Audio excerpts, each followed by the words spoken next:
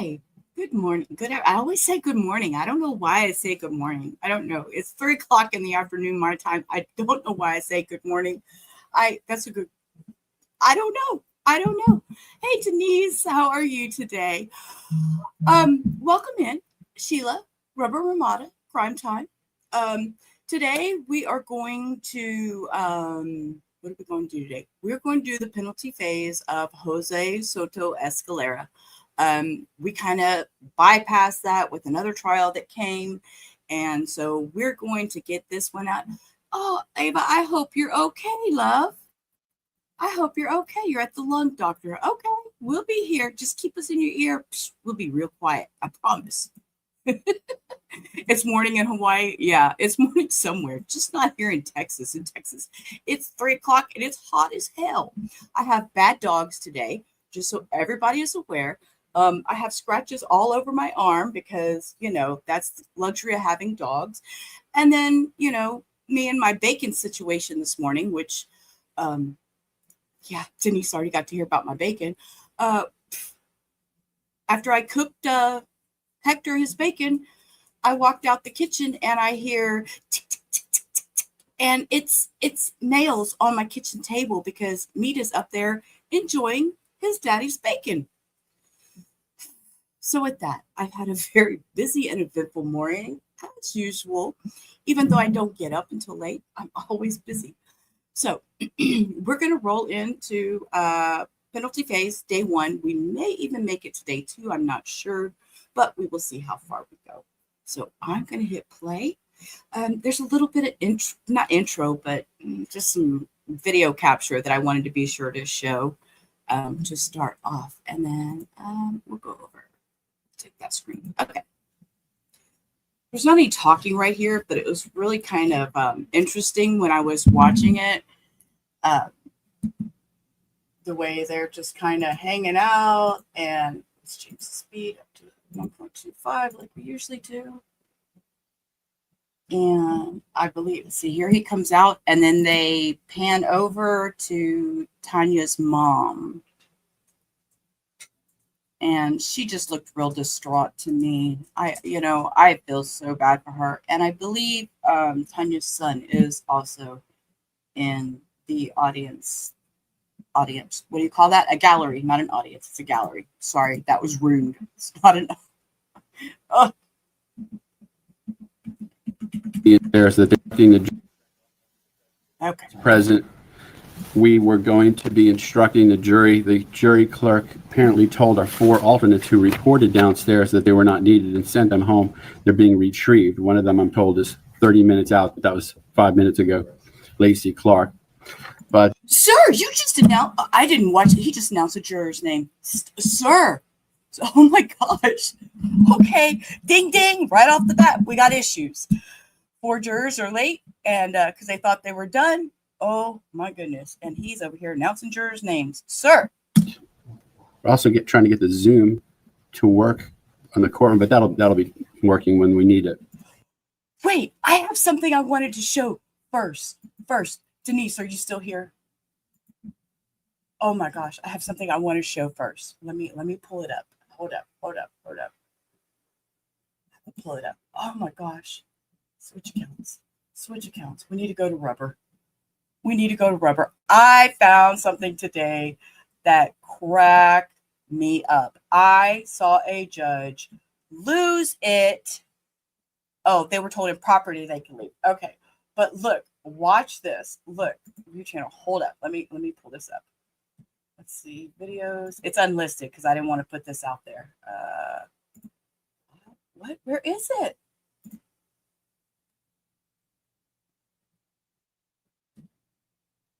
Did I do it under the other channel? Switch accounts. Oh, I must have did it under. Well, where is it? Okay, I'll have to find it and I'll pop it up later. I'll pop it up in a little bit. I swear I put it in. Hang on, give me just a second, y'all. I normally don't get all wishy-washy and squirrely like this, but I swear I put it on my channel. And because I made it unlisted because it was something I wanted to share, but I didn't want it out there for everybody. Yes, it's here. Why is it not showing on my channel? Oh, how about let's just do. Do I have to go in my?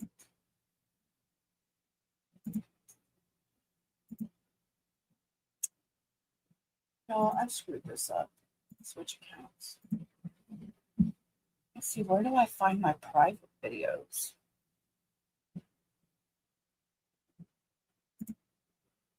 Because I privated it, I don't know how to find it. You know what? Here, let me unprivate it. And then I can.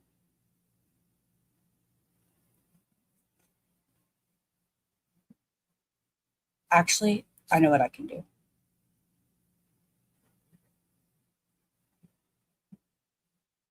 We're going to share it. Denise, I'm going to share this in your Facebook, but only so I can open it because it's a private link. So give me just a second. I got to find my Facebook.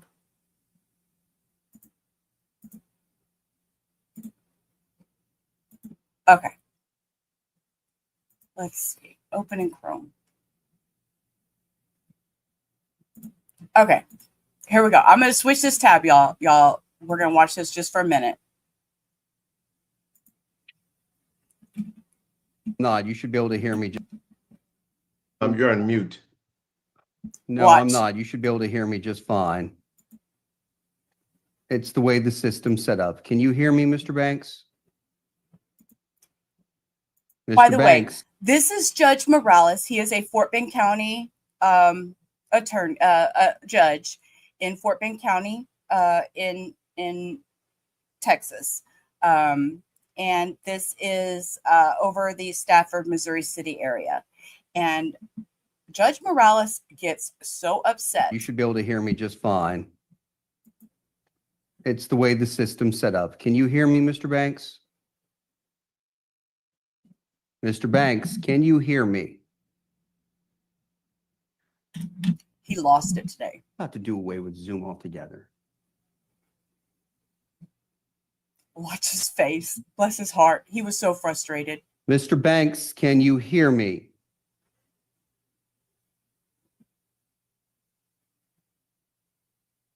No more civil Zoom. We're done with civil motion Zoom. Can we see if anything comes through this? Sure, go ahead. Testing, testing. Can you hear me, Alade? Mr. Banks, Your Honor, you're on mute. no, I'm not. No, Okay, I'm sorry. I'm not. Can you And hear see me? that? He says, no, I'm not. And Mr. Banks read I'm his not. lips Okay, I'm sorry. and panicked. Can you hear I'm me? sorry.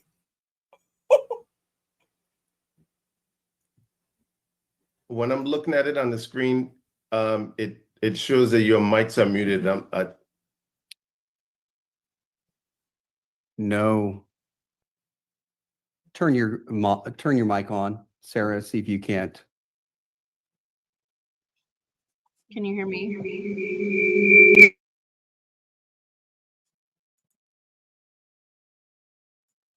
Mr. Banks, can you hear me?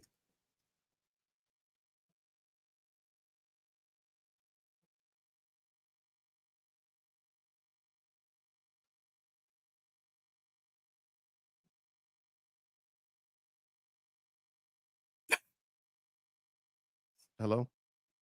Mr. Banks, Yes, I can hear you now. you can hear me now. Okay. Yes, Your Honor. All right. We're on the record in 24 CCV 07471. Mr. Banks. Mr. Banks. Mr. Banks, can you hear me? Judge Morales lost his shit, and I don't think he'll be doing any more Zoom. So it's a good thing for him. Right? We were in a Verizon commercial. I was like, oh my goodness. So just for that short little video, I just had to catch Judge Morales. He was so stressed. And he's a great judge. I've been before him too. He was doing some Quail Valley homeowner stuff. And anyways, yeah. So he's a really good judge. It just really, today he was like, we're done with this Zoom. No more civil court with Zoom. I was like, I feel you, sir. All that. Can you hear me now? Mr. Burns wanted to address some scheduling issues, though, which we have an opportunity to do that now since we're not ready with the jury. Yeah. Okay. We don't need to listen to their scheduling, and court is on a break. Fellow jurors, although They're waiting, Cindy, because you were a few minutes late. They're waiting on 4 of the jurors were misinformed and told that they could leave, and they shouldn't have left. So, hey, ATCN. Okay, so we're going to roll with this now. I just wanted to share that this morning. I was so feeling a Verizon about the case, including your fellow jurors, although we're past deliberations in the guilt phase, but that rule applies now too at this time. Don't talk to each other about this point in the trial until you go back to deliberating the case. But because of the vast media attention that this case has attracted, I want to be absolutely sure to reiterate to you, although I think I've got the message clear once again, in an abundance of caution, please don't talk to anyone about the case. And I appreciate that you are following the court's instructions in that regard, so that you base this part of the proceeding only on the evidence presented in court that you've already heard in the guilt phase of the trial and that you will be hearing during the sentencing phase. Before we get started and I give you instructions about this part of the proceeding, I do want to tell you in advance, give you an idea of logistically, procedurally, how we're going to be going forward over the next 2 days. And my primary goal there is to assure you that our intent is to submit this case to you for your decision tomorrow afternoon. Cases at this juncture involve great logistical challenge that are beyond the control of the attorneys. They do the best they can, but witnesses will be called who are either at or coming from very far away places, and you all are aware of what is involved with travel. So therefore, what's going to happen this morning, we're going to have some very brief testimony this morning. We're going to break. We're going to start this afternoon at 1 o'clock. We're going to have some testimony this afternoon. And then after that, we'll break. We'll come back tomorrow morning, have some testimony in the morning. And then the goal would be to submit the case to you with arguments and instructions on the law in the afternoon where the case is submitted to you. The reason I'm telling you that is I anticipate some of these breaks could be significant beyond what we would normally have done during the guilt phase. So I just want you to be prepared for that, and also not to concern yourself with it, just to be patient. But I think it'll help you being patient if you know the grand scheme as far as when the case will be submitted to you, which is tomorrow. So I believe your participation in this matter will be ended tomorrow afternoon. That's the schedule. So now that I've explained that, members of the jury, you have found the defendant guilty of 1 count of first-degree murder of Tania Wise and 1 count of first-degree murder of her unborn child. The only issue before you in this phase of the trial is to determine the appropriate penalty as to these crimes. The penalty for each of these crimes is either life in prison without the possibility of parole or the death penalty. Before proceeding further, it will be helpful if you understand how this proceeding will be conducted. The attorneys will have an opportunity, if they wish, to make an opening statement. The opening statement gives the attorneys a chance to tell you what evidence they believe will be presented during the penalty phase of this trial. As you know, what the lawyers say during opening statements is not evidence, and you are not to consider it as such. After the attorneys have had the opportunity to present their opening statements, the state and the defendant may present evidence. Witnesses may be called to testify under oath. If so, they will be examined and may be cross-examined by the attorneys. Documents and other exhibits also may be produced as evidence. This evidence, along with the evidence that you heard during the guilt phase of this trial, is presented for you to determine whether the state proved beyond a reasonable doubt the existence of the alleged aggravating factors.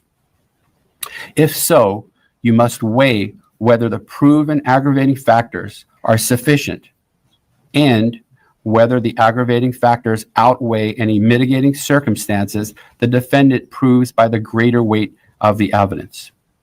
Finally, you will decide whether the defendant should be sentenced to life in prison without the possibility of parole or to death. At the conclusion of the evidence and after argument of counsel, you will be instructed on the law that will guide your deliberations. An aggravating factor is the only circumstance recognized by Florida law that could result in a defendant receiving the death penalty. An aggravating factor increases the gravity of a crime or the harm to a victim beyond the harm inherent in every first-degree murder. You must unanimously agree that an aggravating factor was proven beyond a reasonable doubt before it may be considered by you in arriving at your sentencing decision. The aggravating factors alleged by the state in this case as to both victims are: 1, as to both victims, that the defendant was contemporaneously convicted of another capital felony. This is based on the conviction as to the victim involved in the other count. As to both victims, the capital felony was committed for financial gain. That's number 2. Number 3, as to both victims, the first-degree murder was committed in a cold, calculated, and premeditated manner without any pretense of moral or legal justification. Can I answer these questions, or does the jury have to? The term cold means the murder was the product of calm and cool reflection. The term calculated means having a careful plan or prearranged design to commit murder. A killing is premeditated if it occurs after the defendant consciously decides to kill. The decision must be present in the mind at the time of the killing.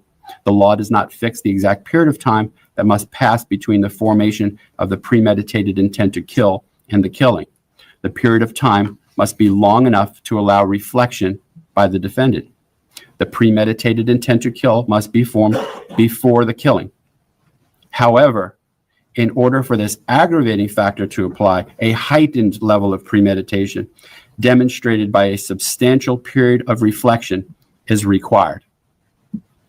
A pretense of moral or legal justification is any claim of justification or excuse that, though insufficient to reduce the degree of murder, nevertheless rebuts the otherwise cold, calculated, or premeditated nature of the murder.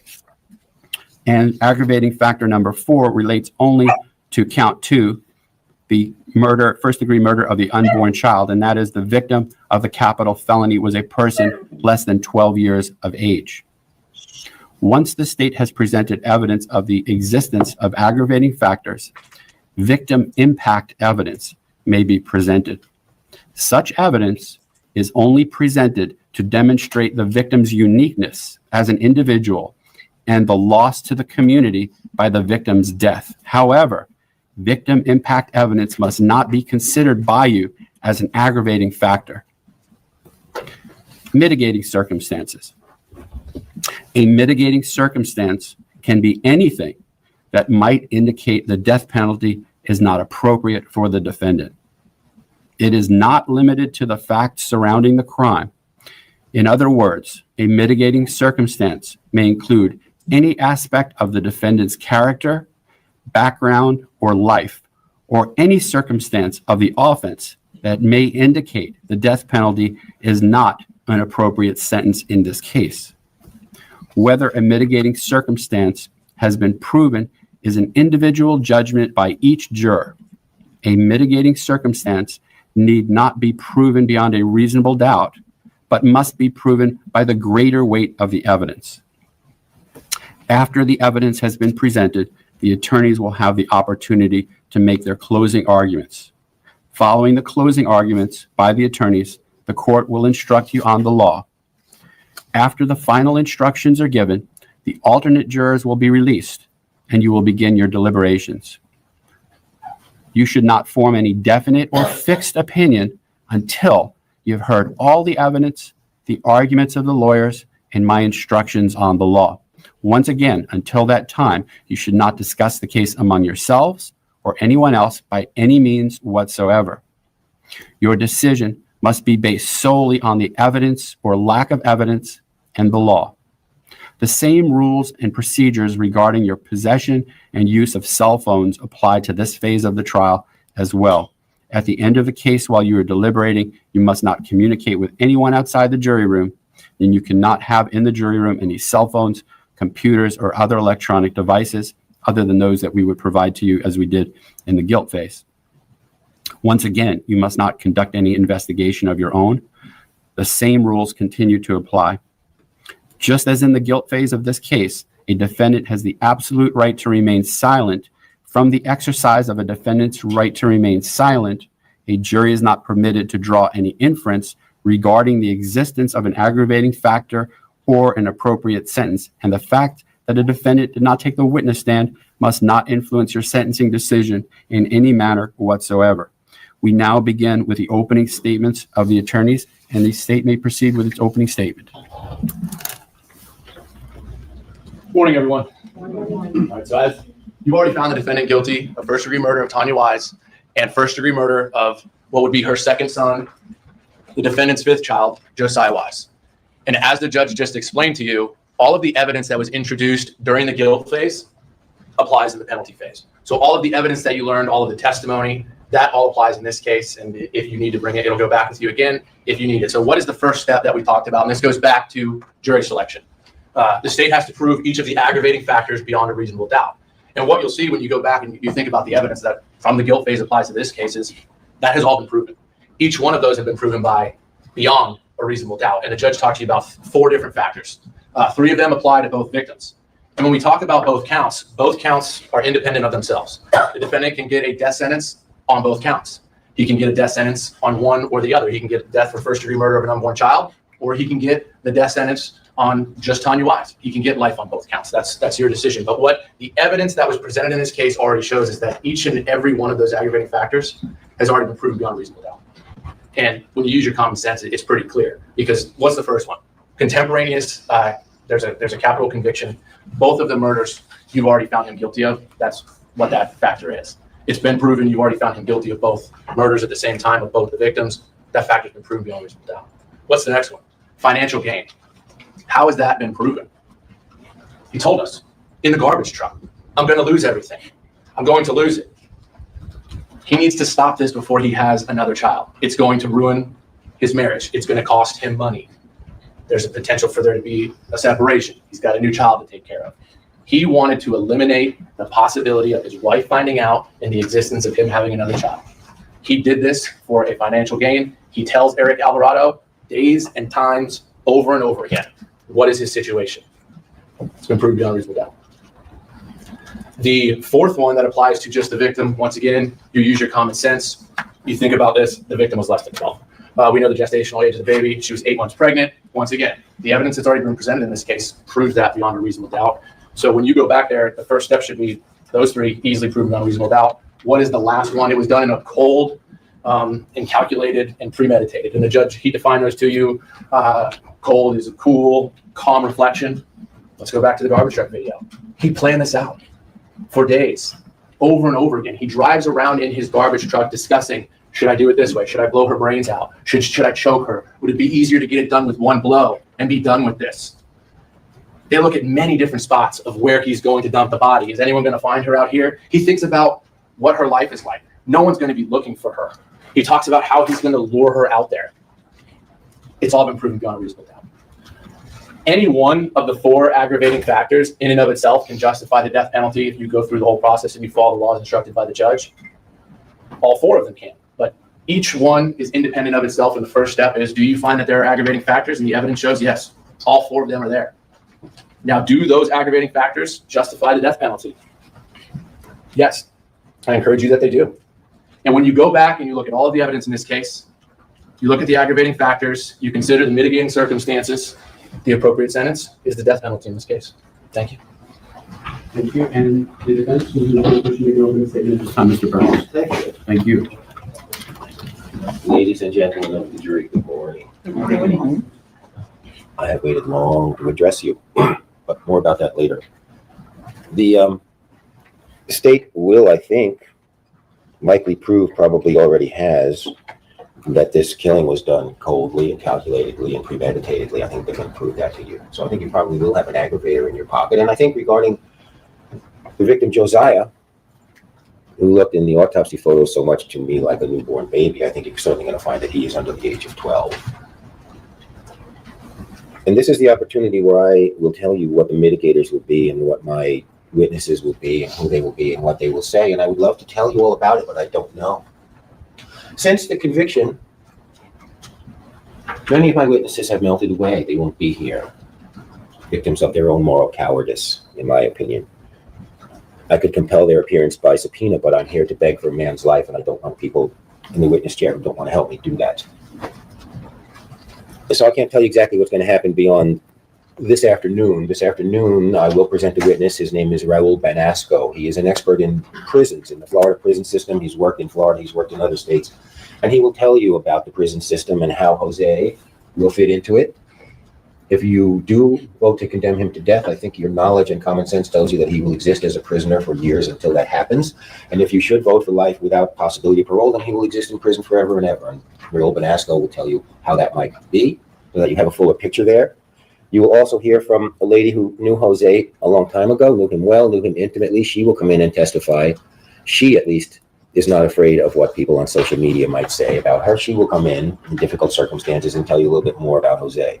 That's all I have for this afternoon. The judge mentioned travel problems. That's my witnesses. We are having a problem wrangling them and getting them here from Connecticut. I do expect that we are going to have some of Jose's family members arrive this afternoon in Palm Beach. We will speak to them this evening. The state will have a chance to speak to them tomorrow, and you will hear from one or two or three or maybe all four of them tomorrow. I'm not sure how many are actually going to get on the plane. And so I don't want to leave you in a mystery. I wish I could tell you who's going to be here and what they're going to say, but you and I will learn together probably. But the thrust of the matter is that you will have plenty of mitigators to consider. And because I am missing witnesses, will probably alter and enlarge some portions of my intended argument that will be addressing what it might mean to you and how you will make your moral decision. As you have learned in jury selection, it's your own personal moral decision. I'm going to offer you, how about that, some guidance in that way. So you will hear some witnesses for the defense this afternoon. I think you will hear from some of Jose's family members tomorrow. And then I think you're going to be making your decision or retiring to deliberate about it at some point tomorrow. That's all I have for you right now. Thank you. Thank you, Mr. Burns. And the state may proceed with its case. Yes, so the people of the state of Florida call Elizabeth Bedola.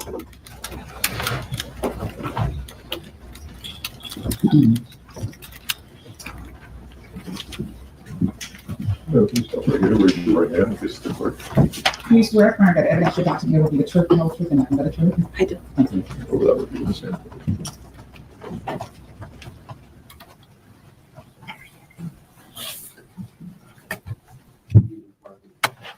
Good morning. Good morning. You've testified before, but go ahead and state your name for the record and spell your last name, please. My name is Elizabeth Bedolla. It's Bedolla. Okay. And again, just for the sake of clarity, go ahead and state your relationship with Tania Wise. Tania was my daughter. Okay. And did you prepare a written victim impact statement? That's correct. Okay. I'm going to show you what has been marked as court's exhibit number 1. You recognize this statement?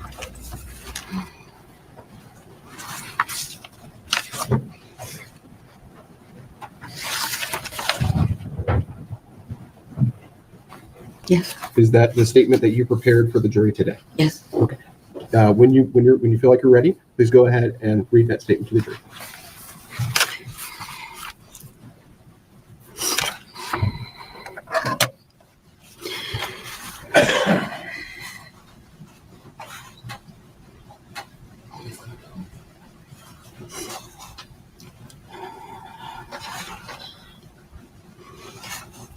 My name is Elizabeth Bedolla, and I am the mother of Tania E. Wise and the grandmother of her unborn son, Josiah Thomas Wise.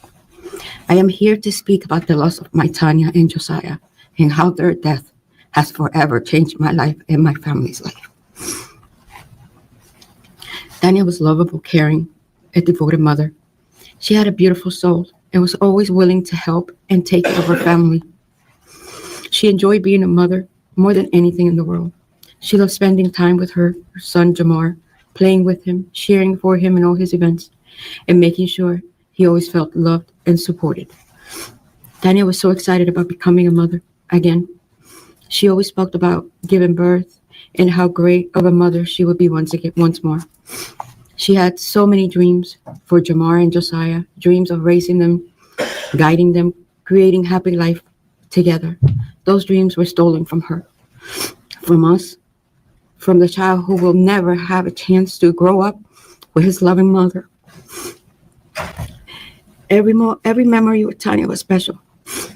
I clearly remember the last time we were together as a family. Her stepdad, her son, Tania, and I went to the beach. We laughed, we played, we had so much fun. It was one of the happiest days we had together, and I will cherish it forever. Another beautiful moment that I remember was her baby shower, surrounded by family, celebrating new life that we were waiting for it to welcome. Those were the last 2 times we had with Tania. That were memories I will hold on in my heart for the rest of my life.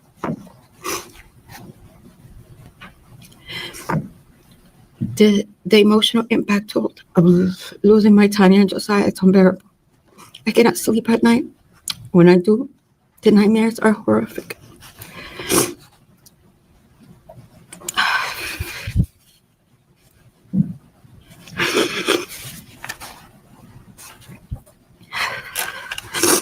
Birthdays, holidays, and even simple dinners bring so much emptiness, loneliness, and pain because she's not there. I'm unable to function properly at work or in my daily life. I miss her so much, my baby girl. She was my baby girl, my only girl. And losing her has broken me in many ways I cannot explain.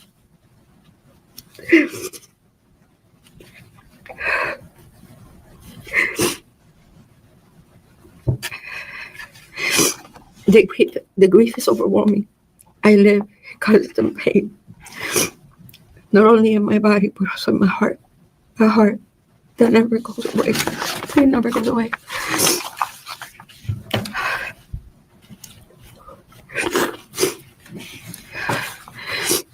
I'm angry. I'm angry because I don't have Tania and Josiah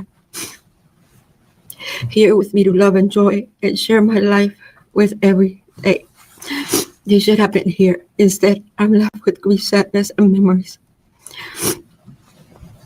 That anger is part of my pain, and it will never leave me. I still have problems accepting that she's gone. I catch myself thinking that she will be here with us tomorrow, and that I hear her voice or see her smile. But tomorrow comes, and she's still not there. That reality is crushing, and it's something that I struggle with for the rest of my life. Her son, Jamar, who was only 8 years old at the time of her mother's murder, misses his mom every single day. The sadness and the trauma that this has caused him is something no child should ever have to carry. Jamar struggled with the loss deeply, and it breaks my heart to see him growing up without his mother's love, guidance, and presence in his life. Our house was one full of laughter and energy, and it's now quiet. Tania was the life of our home, with her smile, her joy, and the way she played all around with Jamar. Now the light is gone, and our home feels dark and empty without her.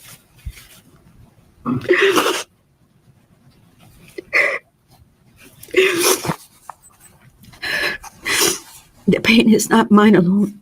Tania's stepfather, her son, brothers, grandparents, aunt, uncle, and cousins are all suffering as well. Many of us are battling depression, trauma, PTSD because of this tragedy. Our entire family has shattered, and the weight of the grief follows us every single day. The stress of losing Tania and Josiah has also affected my health. I have a heart condition that has grown worse because of the grief and the stress I carry every day. The strategy has taken serious toll on my body, broken, and has also broken my spirit. And it's not just me, it has also taken physical and emotional impact of our son, Jamar. I grapple daily with the loss of Tania, his mother.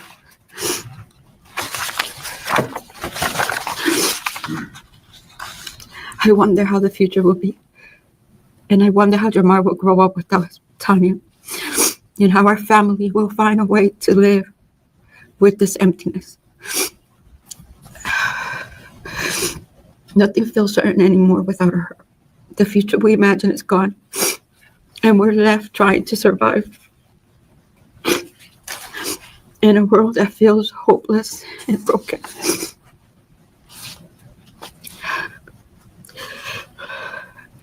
Tania has already missed so much, and she will continue to miss every important milestone in Jamar's life.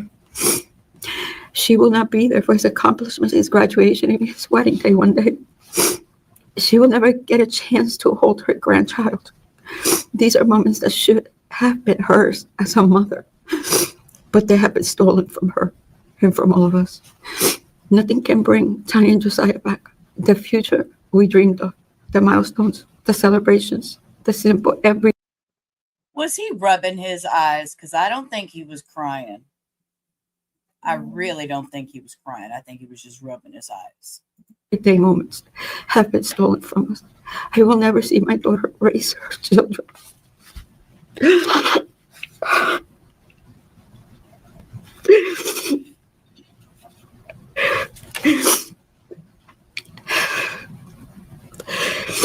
will never see my daughter raise her children. And I will never get to hold my grandson. Our loss is permanent. And it has changed me and my family forever. The terrible pain and devastating impact this crime has had on me and my family, but most importantly, my grandson, who will now be come into a life without a mother, is simply unfathomable. We will live with this grief for the rest of our life.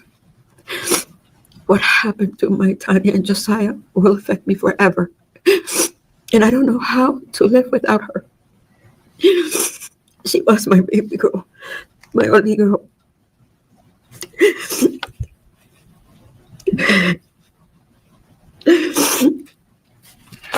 I will carry this pain every single day of my life. Nothing will ever take away this grief, the anger and the emptiness that their loss has left me behind. In the end, 2 innocent lives have been stolen from us, and we will never fully recover from this loss.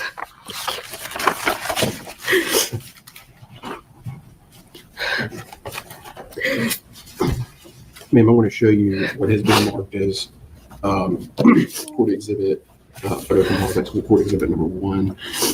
Are these 30 photographs of Tania that show her? I want to hug you, Cindy. Man. Wow. Okay, I'm not going to cry, y'all. I'm going to try not to cry today. Her throughout her life.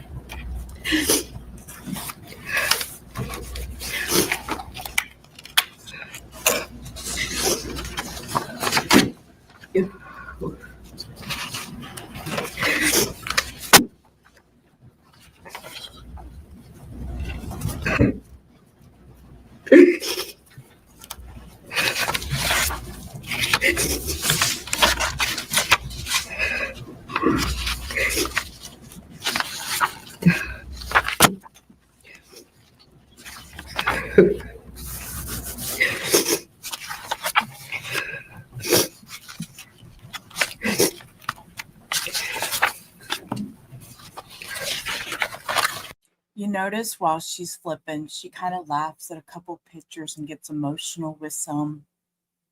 You know, she's having a lot of mama memories right now.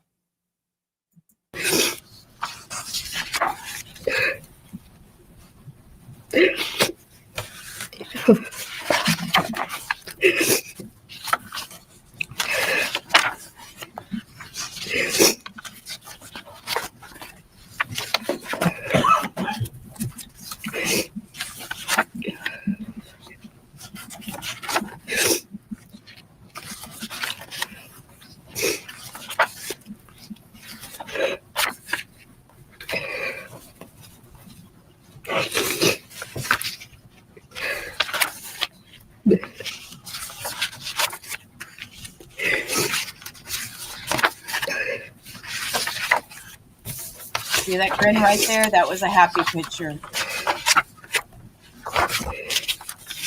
Yes. And all these photos show Tania at various stages of her life. Yes. Okay. Your Honor, permission to publish? Any objection to introducing the item and publishing it? No, Your Honor. Those items will be introduced into evidence and published.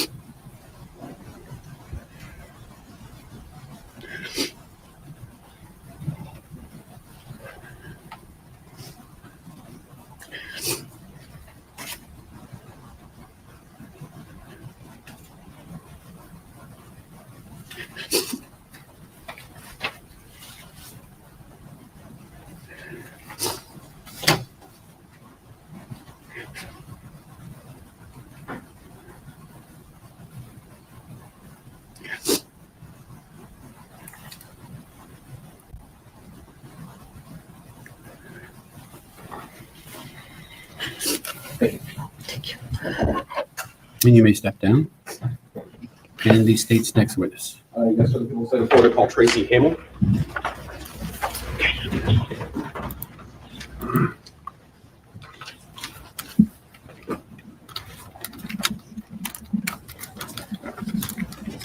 Tracy Hamill.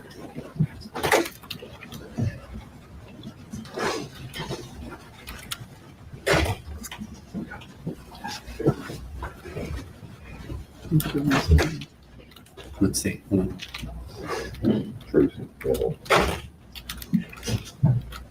Does she need to be sworn? I don't know who the witness is or what your plan is, so it depends on. Victim advocate who's going to read several victim advocates. So she would not be sworn at this time. She's going to simply be reading a statement of another person. Okay, Yes, sir. It's not sworn testimony. She can simply read the document. Ma'am, can you state your name for the record and spell your last name?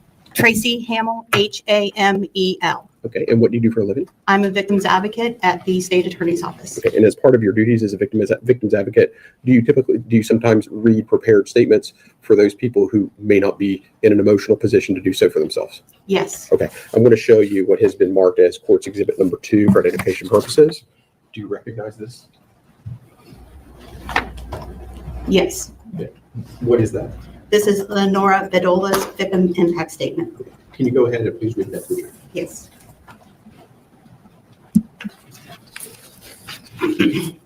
My name is Lenora Bedola. I am Tanya's stepsister, as well as her best friend.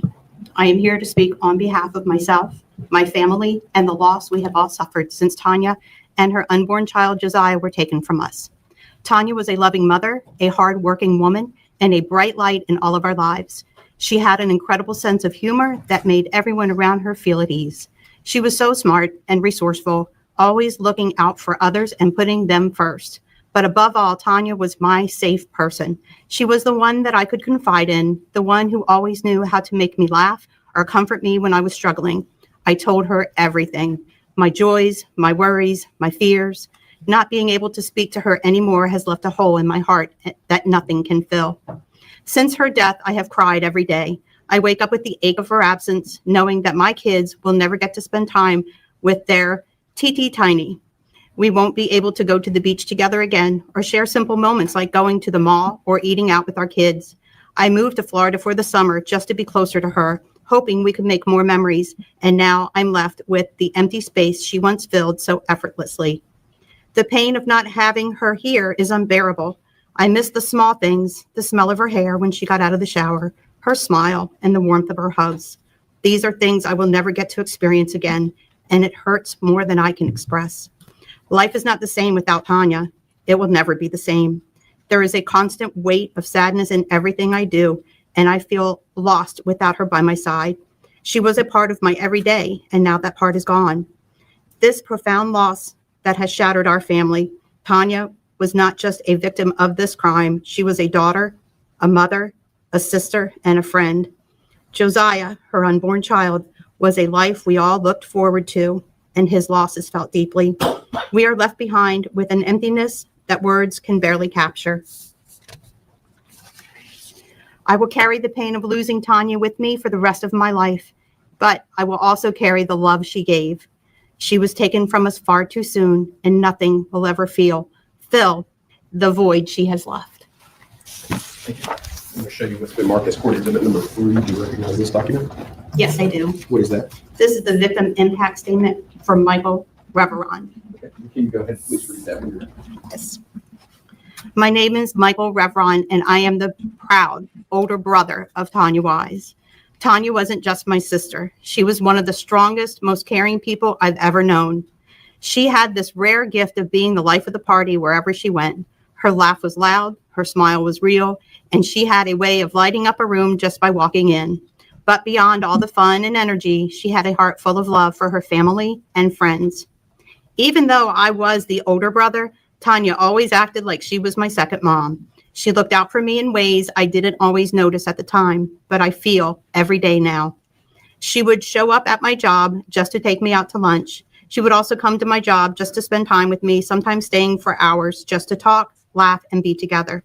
She always offered support, encouragement, or simply a listening ear whenever I needed it. Some of my favorite memories are the simple ones. We used to go to the movies together, just me, Tania, and my nephew, Jamar. We'd laugh, share snacks, and just enjoy being around each other. That was our thing. It was peaceful. It was fun. Birthdays and holidays still feel empty, even after all these years without her laughter and presence. What used to be moments of joy are now constant reminders of what we have lost. Losing Tania has left me broken in ways that are hard to write. I feel anger, sadness, and emptiness all at once. I feel like a part of me is missing. I struggle to focus and to move forward because so much of my strength and happiness came from her. Even as her older brother, she made me feel grounded. Some days I find myself grabbing my phone, trying to call her to tell her about my day. On top of the grief, I now live with PTSD, depression, anxiety, and nightmares because of what happened to her. I relive the pain over and over in my mind, and some nights I wake up shaking and crying. It has taken a serious toll on my mental health, my sleep, and my ability to function day to day. The future has been forever changed without Tania. I think about all the milestones she will never get to experience. She will never see her nieces and nephews grow up or witness all the things they will accomplish. She will never meet her grandchild. She will miss the wedding we always joked I'd never have. I will never get to meet my unborn nephew or see all the great things he would have done. For me, I will never again have my sister, best friend to share memories with or to laugh with. Her absence leaves a void in my life that can never be filled. I hope that by sharing who Tania was and how she lived, that the court understands the depth of loss. We're not just grieving her absence. We're grieving everything she would have continued to be: a loving mother, a joyful sister, a loyal friend, and a light in our lives. This isn't just about the life that was taken from Tania and my unborn nephew, but the lasting impact their loss has had on me, my family, and all who love them. No words can fully capture the pain, emptiness, and grief we carry every day. Depth of our loss knows no bottom or end. And I'm going to show you what has been marked as court exhibit 4. Do you recognize this document? Yes, I do. What is that? It's the victim impact statement for Reyes Bedolla. Okay. And when you're ready, you go ahead and read that.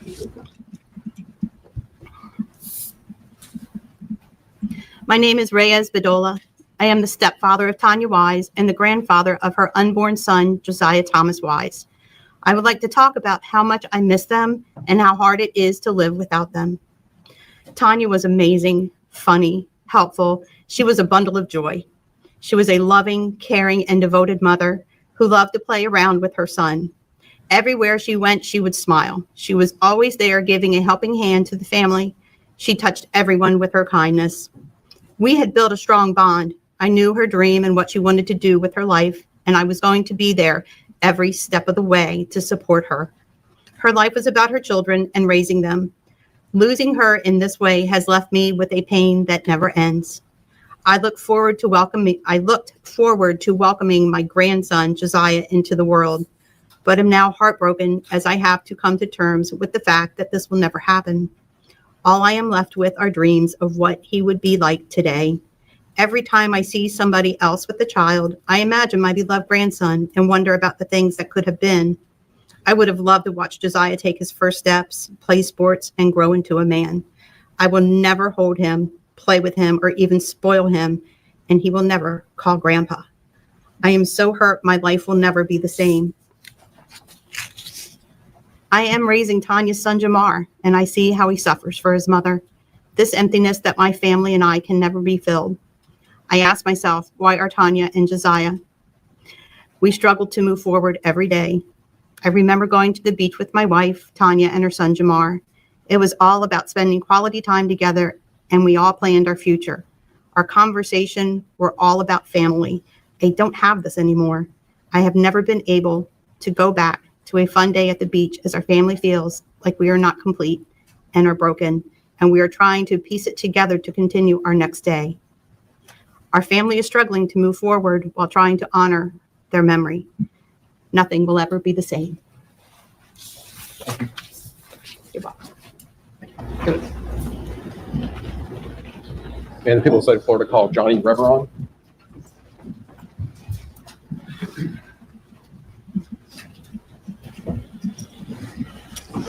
So can you raise your right hand and please support? Please swear affirm that evidence you're about to give will be the truth, the whole truth, and nothing but the truth.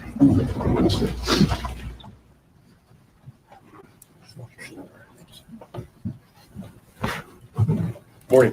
Good morning. Can you state your name for the record and spell your last name, please? Yes, it's Johnny Reveron. Last name is Reveron. Okay, and did you know Tania Wise?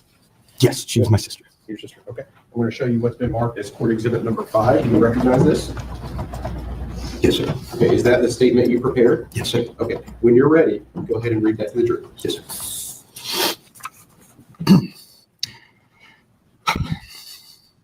My name is Johnny Reveron. I am Tanya's older brother.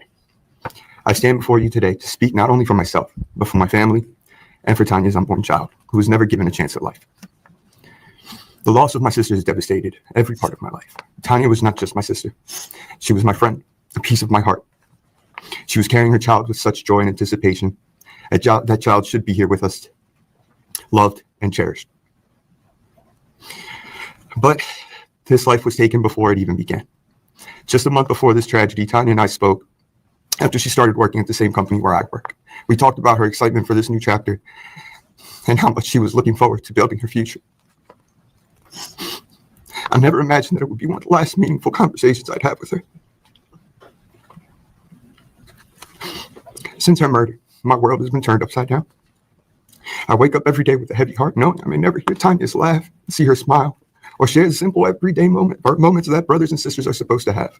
Holidays, birthdays, and family moments are now filled with pain because Tanya and her baby should be here with us. This tragedy has not only caused unbearable emotional pain, it's left lasting scars on my family's sense of security, stability, and peace. I struggle with grief, anger, and unanswered questions. I have lost sleep. I have lost hope, and I will carry this pain for the rest of my life. Tanya and her baby deserve to live. They deserve a future full of love and opportunity. Instead, what remains is a permanent void in my heart and in my family's life. Thank you for allowing me to share on how much I miss my sister.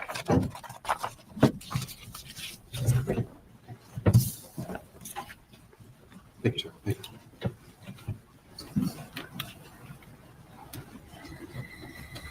People in the state of Florida call Yaritza Irizarry.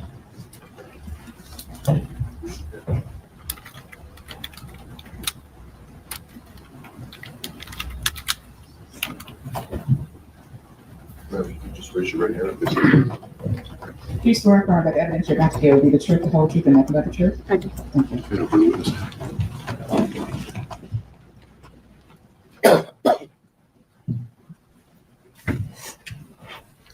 Morning. Good morning. Can you state your name for the record and spell both your first and your last name, please? Yaritza Irizarry.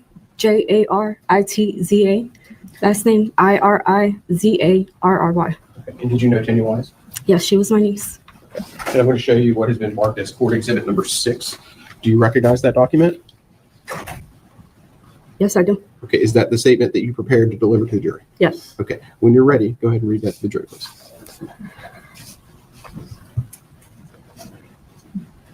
Your Honor, my name is Jaritza Irizarry, and I am the aunt of Tania. To me, she was more than a niece. She was like a daughter. Tania was beautiful, loving young woman whose life was taken from us in the most painful and senseless way. Her death has left us a permanent hole in my heart and in the heart of my family.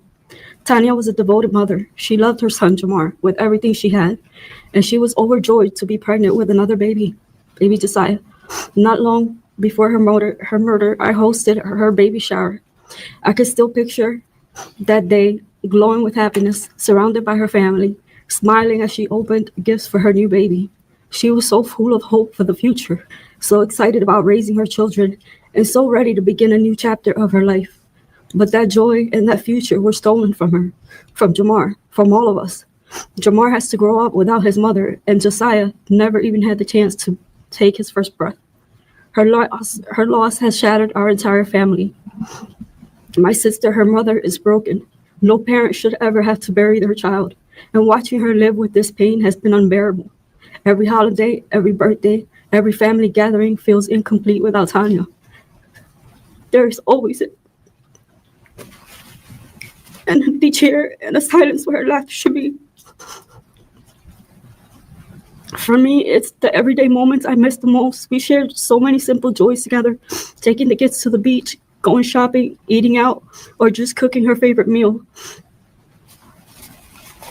I miss sitting with her, talking and joking around. She had this way of making everything seem better.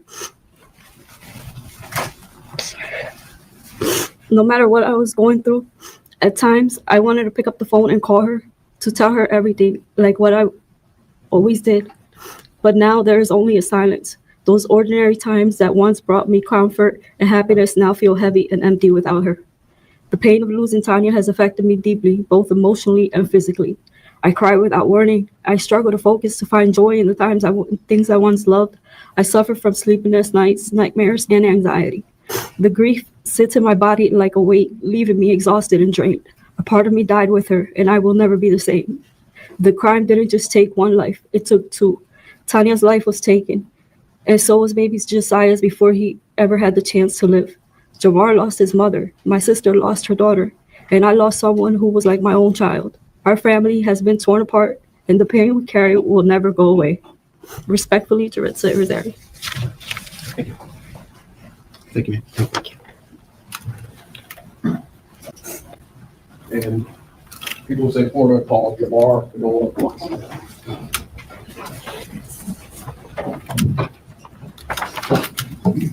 So you can raise your right hand, please. Do you swear affirm that evidence you're about to give to the truth, the whole truth, and nothing but the truth? I do. Thank you. Over that way, witness.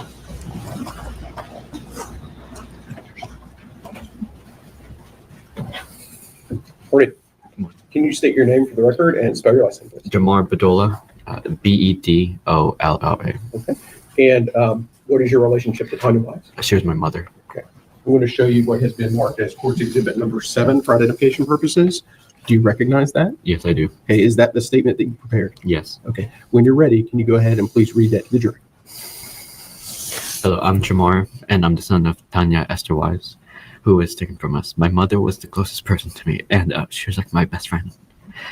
Also, she was always there for me. I'm here to share a few to honor my mother and talk about how I was affected. Ever since that day, ever since that day, there have been many different ways that I've been affected emotionally. For example, I've developed depression, sleeping problems, and anxiety. Losing her made me go faster than I should have. I used to hide my pain and try dealing with it on my own, and to protect myself from getting hurt more than I was. And I didn't like talking about what was wrong with me. Every day, I think about how she won't be able to see what I've accomplished and what I will accomplish in the future. She's already missed some of my milestones that I've reached, and I think that she would have been proud of them. I wish that she could have met my first girlfriend and watched me perform in my musical performances for my school. I'm in marching band. My mom was also musically inclined. She played the clarinet, and I hope that she would be proud of what I've become. On that day, I've lost more than a mother. I also lost the chance to have my mother watch me grow, and I hope that she's proud of me for coming here and talking about how this has affected me. I choose to honor my mother because she was one of the most, if not the most important people who has been in my life. Thank you.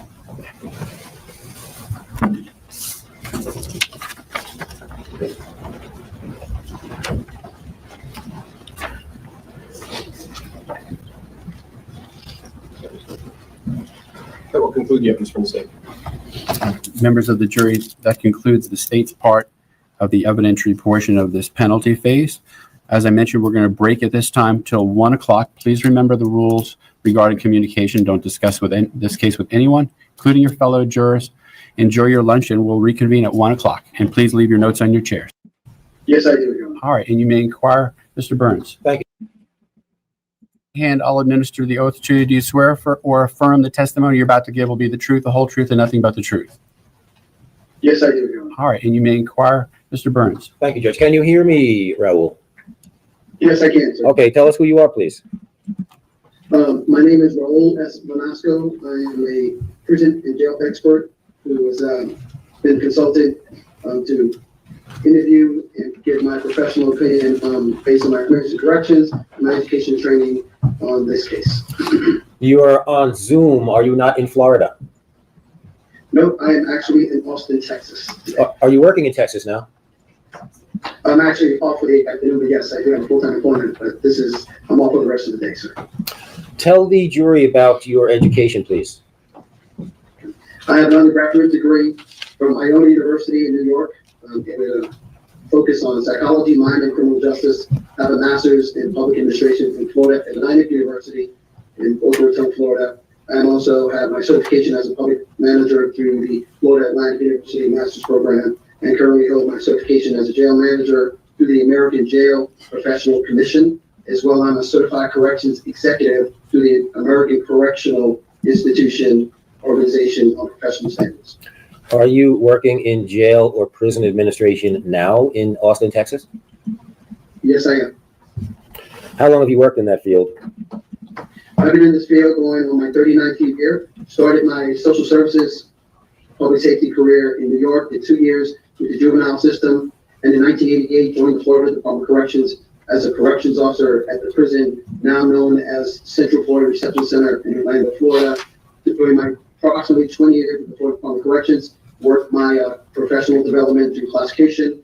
I served as a supervisor as well as a probation supervisor, an assistant warden at 3 major institutions, warden at a major Hernando Correctional Institution, also served in the capacity as the director of training for the entire Department of Corrections for 2 years, and then transitioned into jail operations. I served as the major for the Orange County Jail in Orlando, the deputy chief and interim chief for Osceola County Corrections, and then retired from the Florida system, did some nonprofit work for 2 years, and then have ran jails in different states from San Antonio, Fort Worth, St. Louis, as well as now Austin, Texas. So you have worked in corrections here in Florida? 20 years, yes, sir.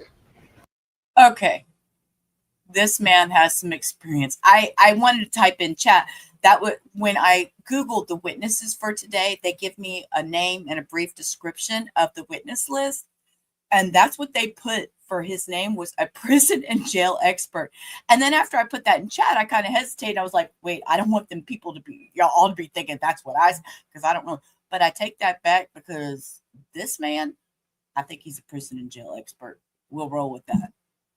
Are you familiar with Florida DOC policies and procedures? Yes, I am, sir. You're not here out of the goodness of your heart, are you? We're paying you for this work, correct? Yes, sir. How much do you charge per hour, sir? My fees are $200 an hour to interview, review records pertaining to any case, as well as $225 an hour for testifying, and $110 for any travel time involved on any case. How many hours have you put in on the Soto Escalera case? 16 and a half hours. Is this your first time testifying in court, sir? No, no, sir. Where have you testified before? I have testified in a variety of states, particularly Florida. I've testified on various cases from Dade County, Duval County, Lake County, Marion County, Lucie County, Lee County, Gadsden County, also in Panhandle, some of the Washington County, a variety of counties throughout the state of Florida, as well as done work in South Carolina, Louisiana, Georgia, Tennessee. Do you testify always for the defense? Yes, sir. Has any state attorney's office, whether this one or anywhere else, ever used you as a consultant or consulted you on a case? Not as a consultant, no, sir. I'd like to talk to you, sir, for a moment or two about what life without parole would mean for an inmate so sentenced. Are you qualified to answer questions in that regard? Yes, I am. A person sentenced to Florida Department of Corrections to life without the possibility of parole, where are they housed? How are they housed in the system? The way the process goes in the Florida prison system, like many, they are sentenced to a reception center in which they will go through 6 to 12 weeks, going through a battery of assessment processes for mental health, medical, classification, custody review, and then they're sent to a permanent facility. An individual who's sentenced to life will always be close custody. They will be sent to a facility that has that security level. Their requirement, once they are transferred to that permanent facility, they will go through an assessment process through classification, known as the institutional classification team process, in which they will be assigned a job. Every inmate who's serving life at a facility designed, they are required to work 60 hours a week. They are required to show up to work in addition to other obligations. They will be housed in the custody level, as we know, as 804 or 805, which means their housing facility assignment will be either with another inmate or several inmates, and after dark, they are secured behind 2 or 3 additional secure doors to ensure that that custody level doesn't have access to the compound as a whole. In addition to working 60 hours a week, they're required to get up at 4 o'clock in the morning. They're required to march down to chow hall, eat their meal within 7 to 10 minutes, return back to their assignment. They go through vigorous requirements. They get counted several times a day. They're told where to go, when to go. They have appointments to be at, and they're required to follow all the rules and regulations that the prison requires of them in that environment. Is a prisoner serving life without parole, does such a prisoner shower every day? Shower every day.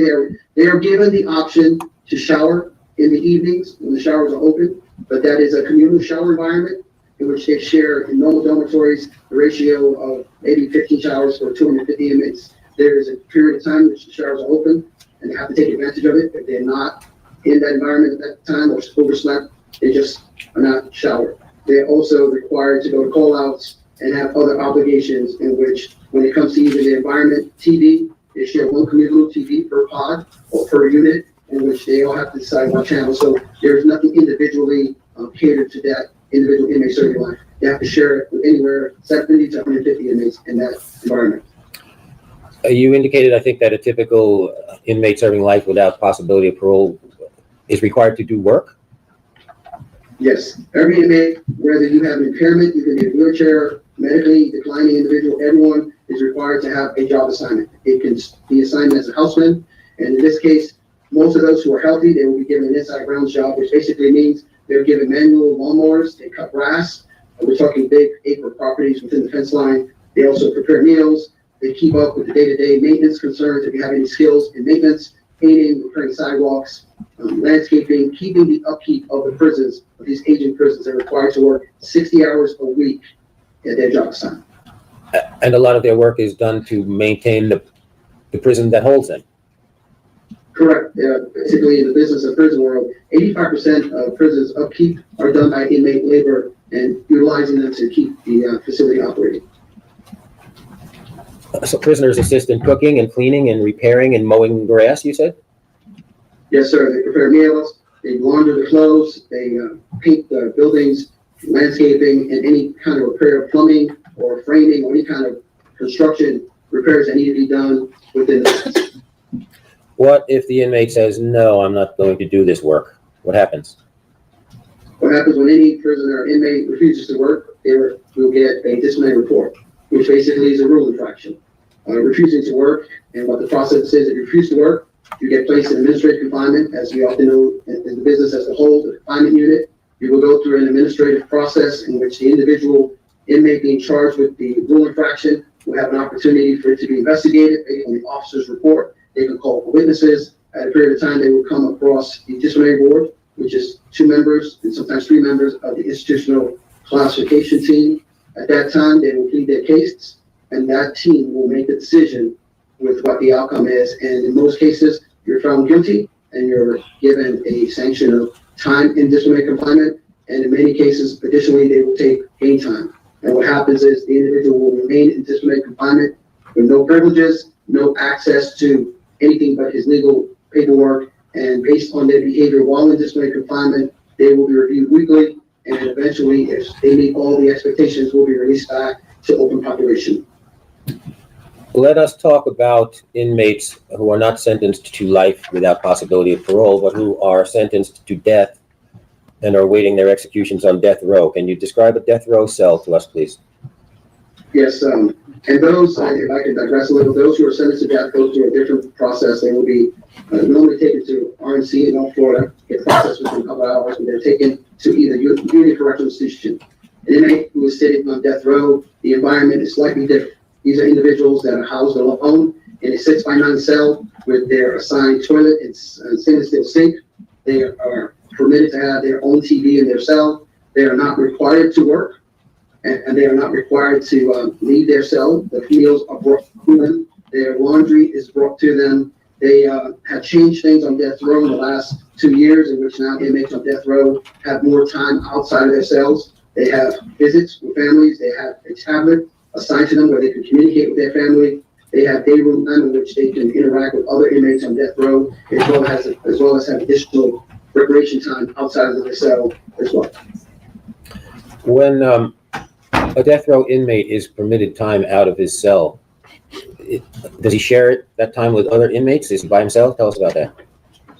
No, he shares it with several inmates, 5 to 6, 7 inmates, when they're in the day room time, so they're in contact with other inmates on the same status on death row.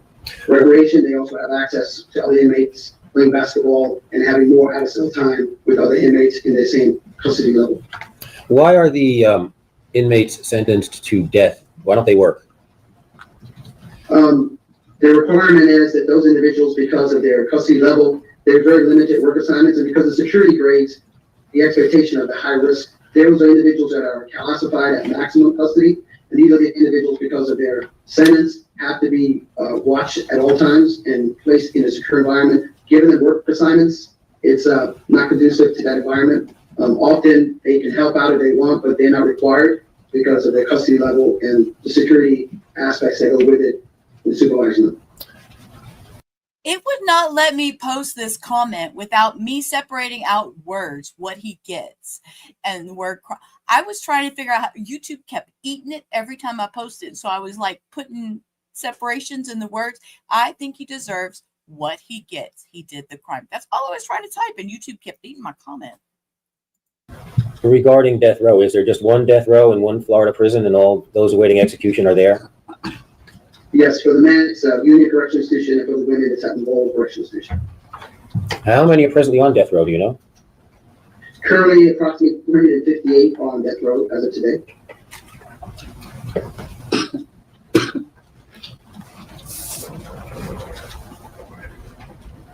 It seems to me there have been a great number of executions so far just this year. Do you know how many? I think approximately 12 this year. The 13th is scheduled for sometime this month, and the next one is tentatively scheduled in late October this year. So there have been more executions than months in the year so far. Objection, Mr. Ellis. Yes.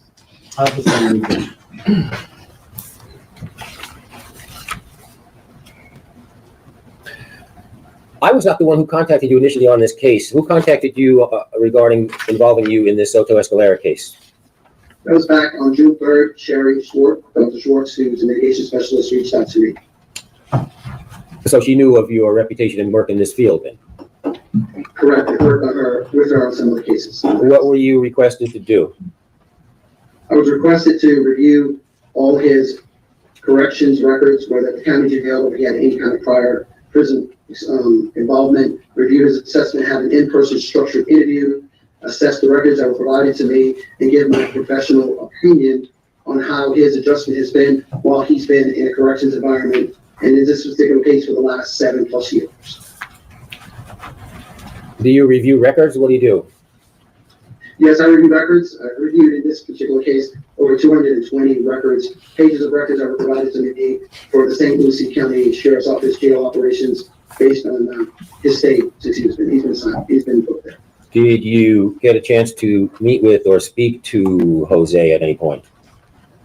Yes, I met with him on August 1st of 2025 for about an hour and a half at the St. Lucie County Jail, in which I had an in-person structured interview to meet with him. Has Jose been in the St. Lucie County Jail since September 2018 consistently? Yes. Did you review any disciplinary reports regarding Jose Soto Escalera from the St. Lucie County Jail during his 7 years of incarceration? Yes, I did. How many DRs or disciplinary referrals did you see in the records? He technically had 3, but the way some jails do it, they lump them together. He had a disciplinary report back in 11/14 of 2019, and it was for unauthorized area while count, in which basically he was found guilty of that. Basically, during the count time in which they account for inmates, he was not where he should have been. They accounted for him, but he was not in the assigned area, or we're taking 30 days probation, which basically means don't mess up again, or we'll take your privilege of this. And then in April 24th, 25, he had taken his table and some chairs to his cell, and they were getting ready to lock down so he could play cards. So they actually wrote him up at a plan and causing a disturbance to operations in which he should have done it, but unfortunately he got caught and he was given a disciplinary infraction in which he pled guilty to. Any disciplinary referrals regarding fighting, violence toward other inmates or towards guards? No, none of the records provided to me show any incidents or anything relating to any kind of violence, either with other inmates or with any of the staff or the corrections officers. Do you yourself speak Spanish, sir?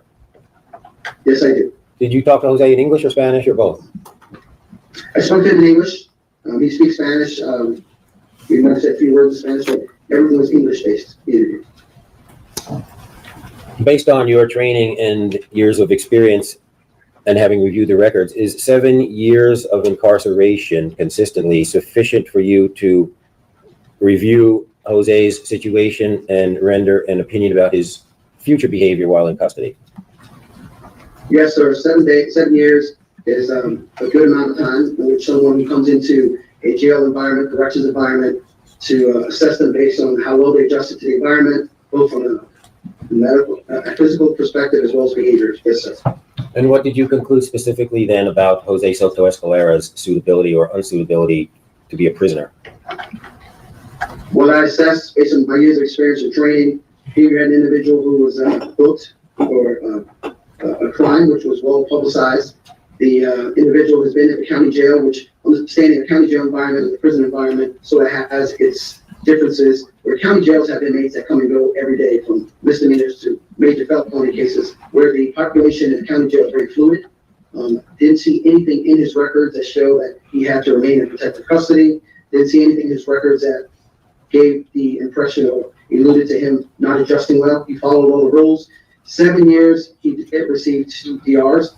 They were not major DRs. In fact, one was just getting probation. So at the end of the day, someone who's sitting in a county jail for 7 years with a fluid inmate population, where in that environment, inmates tend to try each other.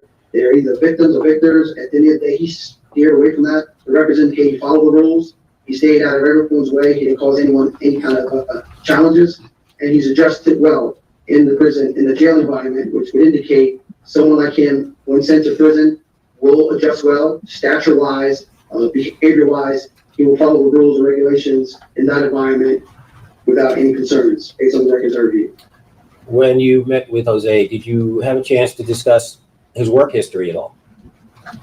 Yes, I did. I had the opportunity, part of the structured interview, to talk about education, in which he told me he did not obtain his high school diploma, but he did obtain many other trades. He has experience in the carpentry field, profession, construction, laborer, framer. Some of the skills that he's mastered in the construction environment was something he was very well versed and knowledgeable and had work experience in. Do any of those skills and abilities equip him to be a useful worker as a prisoner?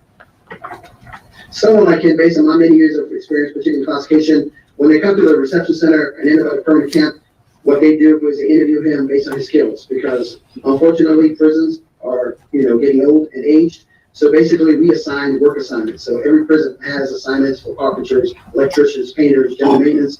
And someone like him, who after a period of 60 or 90 days, who has done the entry-level jobs such as inside rounds and heat, and they've proven to be a good worker based on the review you will get every week and every month by the officers, will be basically assigned an assignment such as maintenance, so he can use his skills to help the upkeep of the prison. And basically, it's an opportunity for the prison system to have free labor at the expense of the inmate being held accountable to perform those duties based on the need of the institution. Okay, I don't mean to interrupt this guy, but I'm going to tell y'all a little story. My father-in-law, my ex-father-in-law, my first husband, who ended up going to prison. My ex-husband went to prison, not my father-in-law. My father-in-law was a warden over the agriculture division in Sugar Land, Texas. And agriculture division back then, and we're talking 80s, I can remember the 80s, and they would pick all their own vegetables out there in the heat, because he was over the agriculture. They did corn, they did cabbage, they did potatoes. I remember, and as horrible as it was, do you know that the wardens and all the supervisors over the prison yard was given all this free food from all these inmates doing free labor and all that during that time? There was a big uproar with the Texas prison system back then, and a lot of stuff went down for the Texas inmate system with the use of prisoners for some of this type of labor. It really got out of control. So, did Jose's charges and current placement at the jail for these 7 years render him ineligible from participating in jail educational programs? Based on the records I've seen, and because we have cases like this, based on the category classification level, which he's at the highest level, they do not, most jails like St. Lucie do not offer them the opportunity to have those education programs. And most likely, when he goes into the prison system, that will be the same approach. The investment, if sentenced to life, will not be for someone like that, and they will utilize him for labor and what he can help is sweat equity and keeping the prisons upkeep. Sorry, I'm not sure of the answer. Could you have to clarify that? If it's a yes or no, I'm not sure what the answer was. Did you hear the judge? Repeat it. Judge, Your Honor? Yes. Could you clarify as far as how it's been in the jail and what it would be like in general population? It seemed to me that you're equating the two, and then there was a difference between the two. I wasn't sure what you were saying, what it would be like in prison and how it's been in the jail. You want to just clarify your answer? Okay, Your Honor, so to clarify that, so in a jail environment, there's a lot of moving population types. So when I was referencing that, it was based on his adjustment in the jail environment. Most inmates who are in a jail environment for a long period of time sometimes fights and have aggressive behavior based on the type of inmates that come in and out of that jail environment. Based on his 7 years, he's adjusted well, which based on my experience, someone like him who ends up in the prison system should adjust well. The only difference in a prison environment, Your Honor, is those individuals are actually assigned to that prison for several years, and we assign them based on their labor skills and what they can do to keep the facility operating. Does that answer your question, Your Honor? Thank you. As long as Mr. Burns is comfortable with the answer, that's fine. Yes, that's all right. Thank you, Judge. Now, I think you may have answered this question already. If this jury recommends that Jose be executed and that's what the judge orders, I think you said he would be welcomed into the system at the North Florida Reception Center, and then he would go immediately to death row in Union Correctional. Is that correct? Correct. It's only within several hours. They basically process them and move them into death row status. And if Jose was sentenced to life without parole, where would he go? Do you know? Because in St. Lucie County, he would go to Central Florida Reception Center. There's actually 4 Midtown reception centers. He will be transferred to the reception center, in which he will remain there anywhere from 6 to 12 weeks as he goes into the assessment process. And based on his medical grade, dental grade, psych grade, his assessment for classification, as well as his security level, he will be assigned to a permanent prison throughout the state of Florida. either, and most likely will be in North Florida, where we have most of the prisons that house life inmates. Now, in reviewing your notes here, I see that in Florida Department of Corrections, there are, or there must be facilities that are characterized as faith and character facilities. Is that correct? Yes, they're known as faith and character-based facility, and often some of them are also in conjunction with incentivized prisons as well. And would Jose be a good fit for a faith and character facility? The criteria for that is something he would have to earn. You have to have anywhere from 24 to 36 months in the prison system without any rule infractions, any kind of violence, in which at that point, wherever he's assigned, he can put in for that. But that goes through an assessment process through classification and gets approved all the way to central office. So it's something that he would have to earn and not automatically considered for. So you have reviewed Jose's records, you have met with him, you have the experience and education that you have told us about. Do you believe that Jose could contribute and be a contributor, even if it be only to the state prison system, if he were sentenced to life without parole? Yes, yes, sir. Yes, I do. The jury has been told by authoritative sources before, but I'll ask you also, does life without parole mean life without parole in Florida? Yes, everyone, because parole doesn't exist since the 80s. Every inmate who was sentenced to the Department of Corrections with life without parole will never leave the prison fence line unless they're required to go out for medical run, which the proper security components. Other than that, they would expire their life in prison and be removed in a body bag, sir. Thank you. That's all I have for you. Cross-examination? No questions from the state.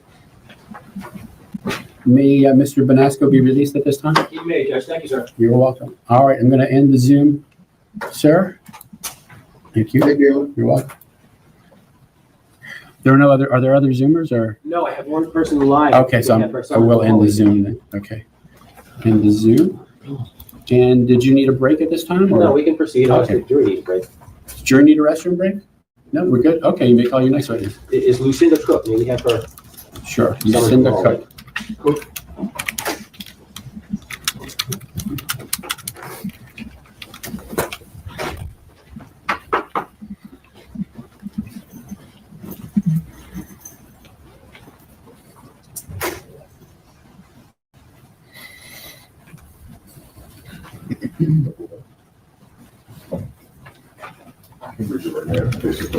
Do you swear or affirm that evidence you're about to give will be the truth, the whole truth, and nothing but truth?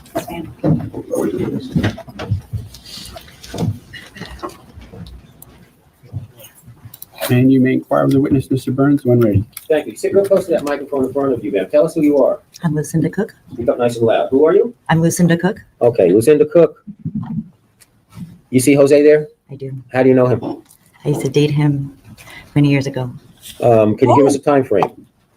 2006, for about 4 or 5 years. 2006 to 2010, 2011, somewhere in there? 12, yeah. And how well would you say you know Jose? I knew. This could get into y'all, I tell y'all, I watched this blind with y'all, so okay, it's his ex-girlfriend. The man that I was with back then very well. You know that he has now been convicted of murdering a lady and her unborn baby, correct? Yes. How do you feel, ma'am? I got And questions. you're not here to quarrel with the jury about that. Let me interview her, y'all. Let me interview her. I've got all kinds of questions. Oh my God. No. But is it fair to say that you do not recognize that murder in the Jose that you knew? Absolutely not. What were your circumstances when you met Jose? I was just getting out of an abusive relationship, 10-year abusive relationship. Did you have children? I have 30. How old were your children when you met Jose? 4, 2, and a newborn. How did you meet Jose? A barbecue, a friend's barbecue. And was it a slow developing relationship or swiftly developing? I mean, both. I mean, we dated for a year before we lived together. Did you live together for that 4 or 5 years? Yes, I need to say yes or no. I did. Okay, thank Sorry. you. Just so the record has it. Yes. Everybody knows what you mean, but the record needs to be clear. And you were about how old then when you met Jose in 2006? 24, 23.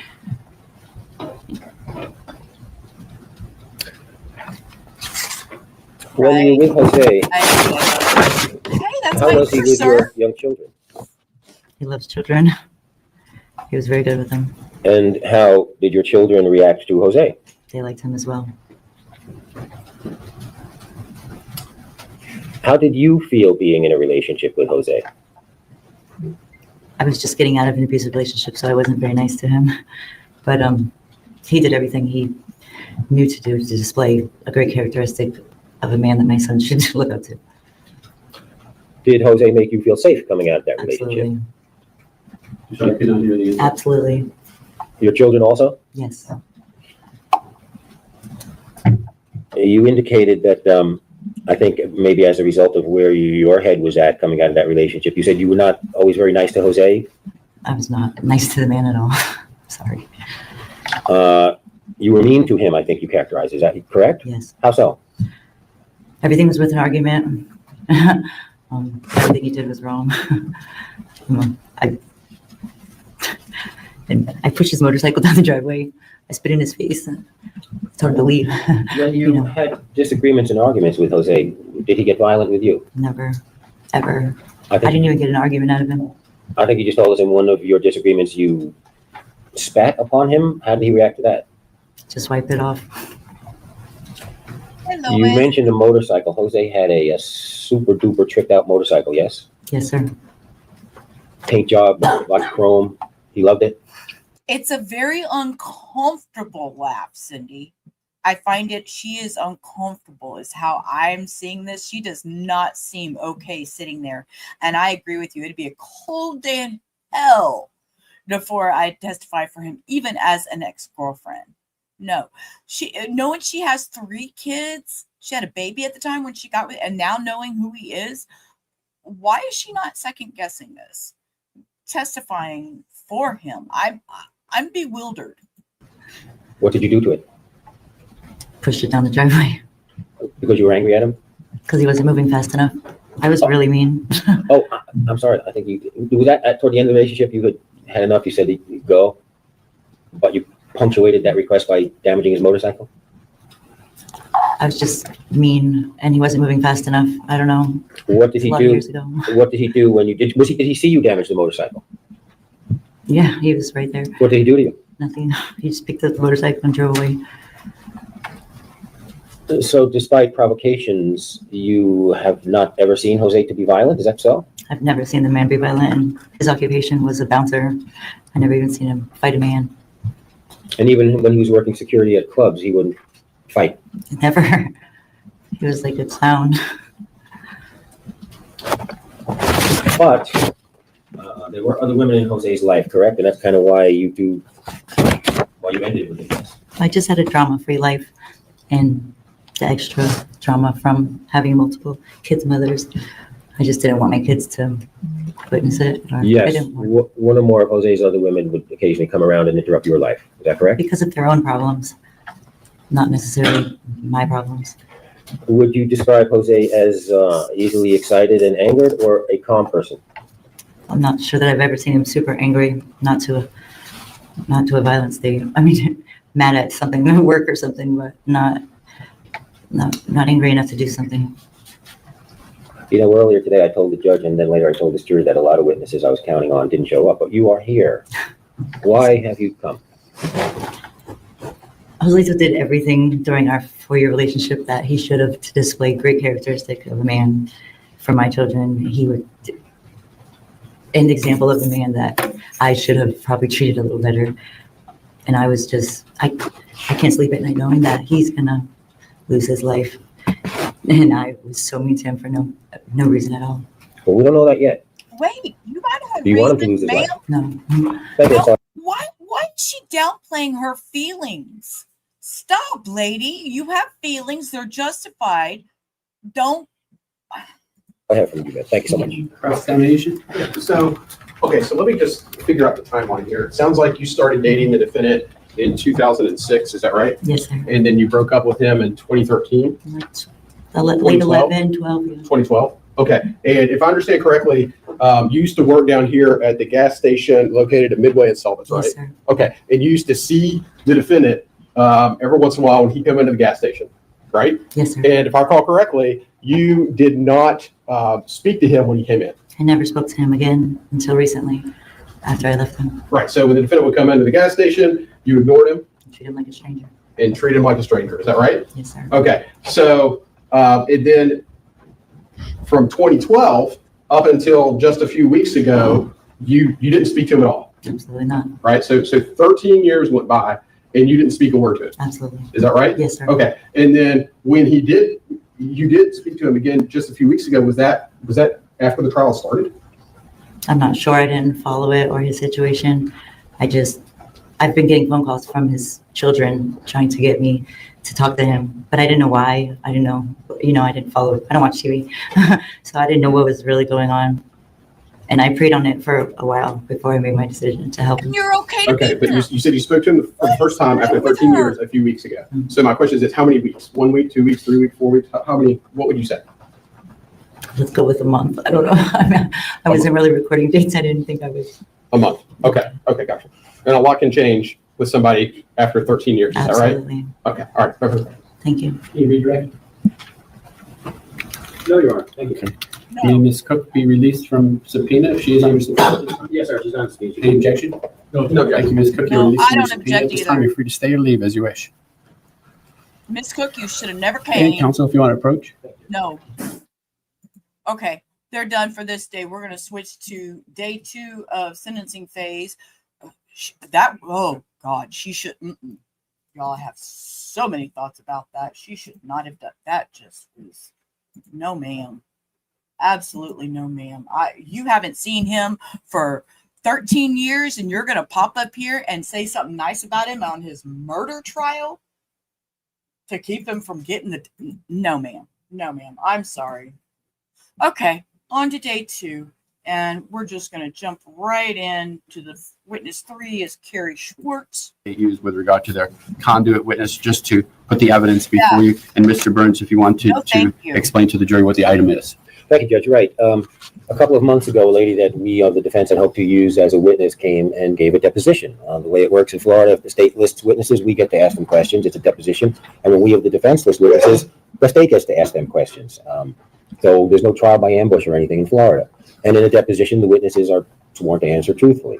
So this is a lady who came in. Her name is Madeline Colon. She spoke and gave this deposition under oath on July 7th, 2025.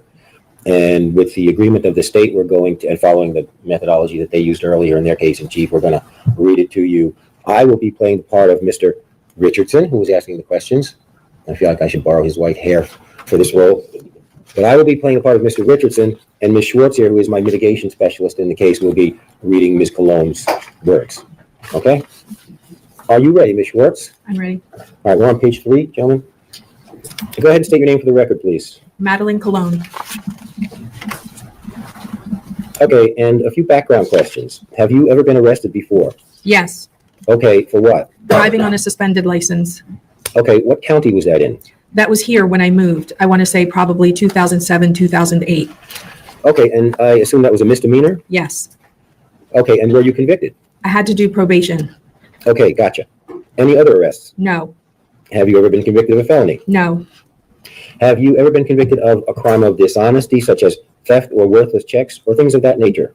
Hold on. I think it was also when I moved here, like an $11 check from Publix, but that was a long time ago. Okay, was that in St. Lucie County? Yes. Okay, do you recall what happened to that? No, they stated that I had insufficient funds in my account. It was like $11 and some change. That's how I found out, because I got arrested on Halloween night. I was on the passenger side and the driver pulled over because I was sick, and they took me to jail and not the driver because they said I had a warrant out for my arrest for an $11 check, which I didn't remember. Okay. But that was like when I first moved here. Okay. And how do you know Jose Soto Escalera? He's the father of my child. Okay, and when did you first meet him? I moved here 2007. I probably met him probably the same year that I moved here because I... Wait, did she say the father of her child? I think she said father of her child. Had Antonio. Wait, about the end of 2007, beginning of 2008. Okay, you said several times you moved here to Florida. Where did you move from? Michigan, Detroit. Detroit, Michigan? Uh-huh. Okay, and how did you meet Jose? Social media. Okay. MySpace. On MySpace? Uh-huh. So the days before Facebook? Correct. That's when I found out. I'm like, oh, what was his name? Tom? I'm like, he owes me child support. Okay, gotcha. And did you never married Jose? No. You were never married to him? No. But you did have a child? Correct. What is the child's name? Antonio Escalera. Okay, and what is his date of birth? 10/20/08. Okay, and how long were you in a relationship with Jose Soto Escalera? It wasn't long in the beginning because I moved here in 2007. We met, I ended up pregnant. We moved in November. Moved in together in November? Moved in together in November. Okay. Of 2007. And then we split up after I found out I was pregnant because he was in another relationship with somebody else. I was the rebound girl and I didn't know. Okay. Uh-huh. So how many months would you say you were in a romantic relationship with Jose Soto Escalera? I came here before July 4 because it was my birthday, September. So probably July, August, September, October, like 4 or 5 months. Okay. Uh-huh. Did you maintain a relationship with Jose Soto Escalera after you had your child, Antonio? As in romantically, we did try to make it work for about a year, and then we split up again because we figured it was better off us being friends. Okay. Because Jose kept me and the other girl. I'm gonna go. And you're motioning with your hands. Do you mean he was having Back and forth. relationships with other women? Yeah. Myself and the other girl he was with before I found out. Okay, gotcha. And after the romantic relationship was completely severed, Uh-huh. did you maintain any kind of relationship with Jose? Yes. Okay. We're friends. Okay, so you were still his friend? Absolutely. Okay, and did he pay you child support? No, he didn't have to. We had an agreement that he would take Antonio. When he would drop him off on Sundays, he would bring groceries, school supplies when it was time for school. I would get him his shoes because I'm very picky about the sneakers. He would get him clothes and supplies. And then him and his wife would pay for the Boys and Girls Club. Okay, and did Jose actually honor that agreement? Yeah. He did? Yeah. So was this I have questions. Was this I'm trying to figure out dates because I don't remember the year she said. I thought she said 2013. So did he have his other kids then with his wife and this was another affair like Tanya? What is happening? So Jose does not owe you any additional money? No, I don't. I mean, you have a responsibility. You know, we made a kid together. This is what you do. This is what I do. Okay, gotcha. And what do you do for a living? I'm a receptionist. I work at a doctor's office. At a doctor's office? Uh-huh. Okay, great. During the entire length of your relationship with Jose Soto Escalera, has he ever been violent with you? No, he actually helped me out because I came from Michigan because of a domestic violence situation with my older 2 children. Number 2, saving a domestic violence person per se. What did he do with Tanya? She was being abused by her pimp and all this crap that he said, and he was saving. Sir, I see a pattern. Just saying, I see a pattern. I sent my older son here with my mom, and then the last straw for me was when their father broke into my 2nd-story home. I thought I was going to be dead, so I took my younger son, my middle child, and moved over here to Florida. Okay. And then I met him. That's why, I don't know, it was just fast. But he showed my second son how to ride a bike. My second son says that's his father. And then I ended up pregnant with Antonio. Okay, and you said Jose helped you following the domestic violence? He made me feel secure, made sure that I was okay being in another relationship because I was with my first kid's father for like almost 10 years. Okay, and how exactly did he help you feel secure? How do we say? We have setbacks like PTSD. I've had a lot of triggering moments, as in if I see an argument, like if we're having a conversation and it gets a little bit heated and you're confronting me, that makes me pull back because of the situation that I was in before. And he just never made me feel like I needed to be worried about going into another room or going to spend the night at my mom's house. I was never scared. Even I'm a little hot-headed, so I would be the aggressive one and I would start things and he would just leave and then come back. Okay. It sounds like you guys had a fairly deep relationship. Is that fair to say? We did. I mean, coming from where I came from to then coming here to meeting him is completely different. Living in Detroit, coming to Florida is just like, wow, you know, the people are different, the atmosphere, the way you dress, the way you talk, family-wise. It was just, everything was there. Him and his family, me and my kids, they invited us everywhere and never was like worried about leaving my kids with him. It was never that feeling. Would you say you had a close relationship with Jose? Yes, Okay. I think we still do. Still do? Uh-huh. Okay. Okay. Meaning that you would talk about things that perhaps you would not talk about with an acquaintance or simply a friend? Correct, because I would feel he would never judge me. Okay, so Jose was non-judgmental. No, And you would share things with him on an emotional level that you would not necessarily share with somebody else? correct. Okay, and did that street run both ways? Did Jose share things with you? I thought he did until I found out that I was the second girl. Okay. And I was not the main one, but he was very good with it. You know, he would say that because he was security, so he would work during the day and then he did security at the bars at night. So that made me feel like, okay, he's doing his work. He needs to come home because he needs to make sure everybody is home after 2 o'clock, after 3 o'clock when they close the bars. Okay. Did Jose ever share anything with you regarding his childhood, the way he was brought up, anything of that nature? I do not know about him when his first children's mother got together in Connecticut. He told me about that story. Tell me about that. How they moved over here. They were young. She was a little bit older than him. So he was kind of like in the streets being a rebel, not going to school. And then his mom didn't force him to go to school. He met some Hispanic family, which they call themselves brothers now. They all moved over here together when Aracelis was pregnant with their first child. Okay, you said the name of a woman. Can you repeat that? Aracelis. How do you spell that? Aracelis. I don't know. I know her last name is Lopez. That would be his first children's mother. His first child's mother's name is Aracelis Lopez. Correct. And how old was Jose when he fathered that child, if you know? I believe, if I'm not mistaken, 16, I think, around there. Okay, have you ever met that child? Yes. What is that child's name? Jose. Jose Soto Escalera Jr.? I don't know if he has the Soto Escalera because after a certain amount of years, they found out that he was not his child. They found out that? Aracelis told Jose after, I think 18 or 19 years old, she called Jose and Jose Jr. and had to sit down and told them, hey, by the way, he's not yours, but Damien is. So I feel like if he was about to snap on anybody at that moment, he should have, because that's, excuse my language, pretty shitty. But if she wasn't certain as well, maybe that's probably why it was never brought up. Okay, so let me just fill in some blanks. The person who told Jose is the mother. Okay, just to be clear, so Miss Enlow here is taking down everything that we say. Oh, okay. So I know it's hard to, we don't have conversations like this normally, but if you would just wait until I finish my question before you answer, I'd appreciate that. Okay. It just makes her job easier. No problem.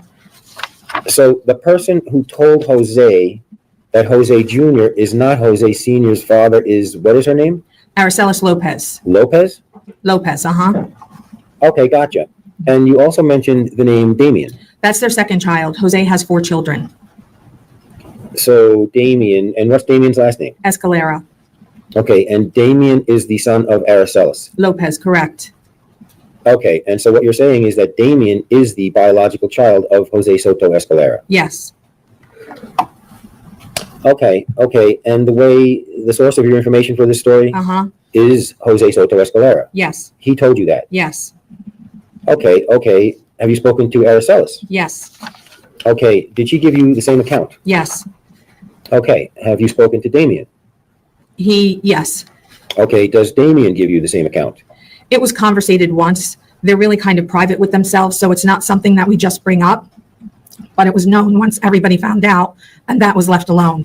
Okay. But Jose still treated Jose Jr. as his own. As far as you know, did Jose Soto Escalera treat Damien well? Yes. Okay, how do you know that? Because we were together when they would come over. And his third child, which is Joel Maldonado, he would also come over. He's with a different mother. Okay. They would come to my house. Aracelis would leave the kids over. But the older two were able to travel themselves because they are older children. So they would come to my house without their mother or without Jose being there. They would just come over. Okay. Have you ever seen Jose Soto Escalera treat any of his children with anything other than respect? No. Okay, he's been a good father? Correct. As far as you can tell? From my understanding, the first 3 he did pay child support for. The only one was my child because I didn't feel like there was a need because I saw how he took care of his other children. Clothes, shoes, haircuts, whatever they needed, Jose was there.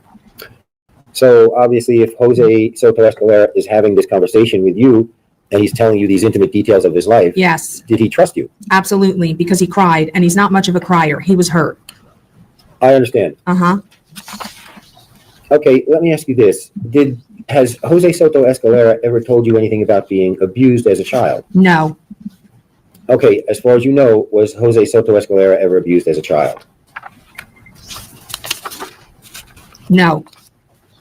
Okay, same question for being sexually molested. Has Jose Soto Escalera ever told you anything about being sexually molested? No, Okay, do you know anything about that? no. Okay, and I'm not suggesting he was. Oh, okay. I'm like, what? Oh my God. No, I'm not suggesting he was. I'm trying to find out if he was. Okay, shoo. Yeah. So let me ask you this. Did Jose Soto Escalera ever reveal anything to you about his biological father? He told me that he moved to Puerto Rico. He really didn't have much of a relationship with him. He told me that he was pretty tall because we were trying to figure out how our son is taller than the other ones. And Jose is not that tall for me. I don't think he is. He's pretty average of a man height. But he's like, oh, he should get that from my father because he's, I think, over 6 foot or something. That's pretty much the base that we've spoken on his dad. I've never met his mother either. Okay. Did Jose reveal anything else to you about his life that was upsetting to him, Jose? Besides that, he really didn't have much of a communication with his dad. No, not really. Okay, was Jose ever involved in any kind of street gangs or anything while he lived in Connecticut? That I don't know. You don't know? Uh-huh. Did you still maintain a relationship with Jose in August of 2018? Yes, absolutely. When was the last time prior to that date that you had an in-person conversation with Jose Soto Escalera? We would see each other every week because he would pick up Antonio every weekend. Okay, he saw him on the weekend? Uh-huh. Okay. It was either Friday. If he was not there to pick him up, it would be Debbie. But he would make sure that he was there on Sundays because he would bring the groceries to my house. All right.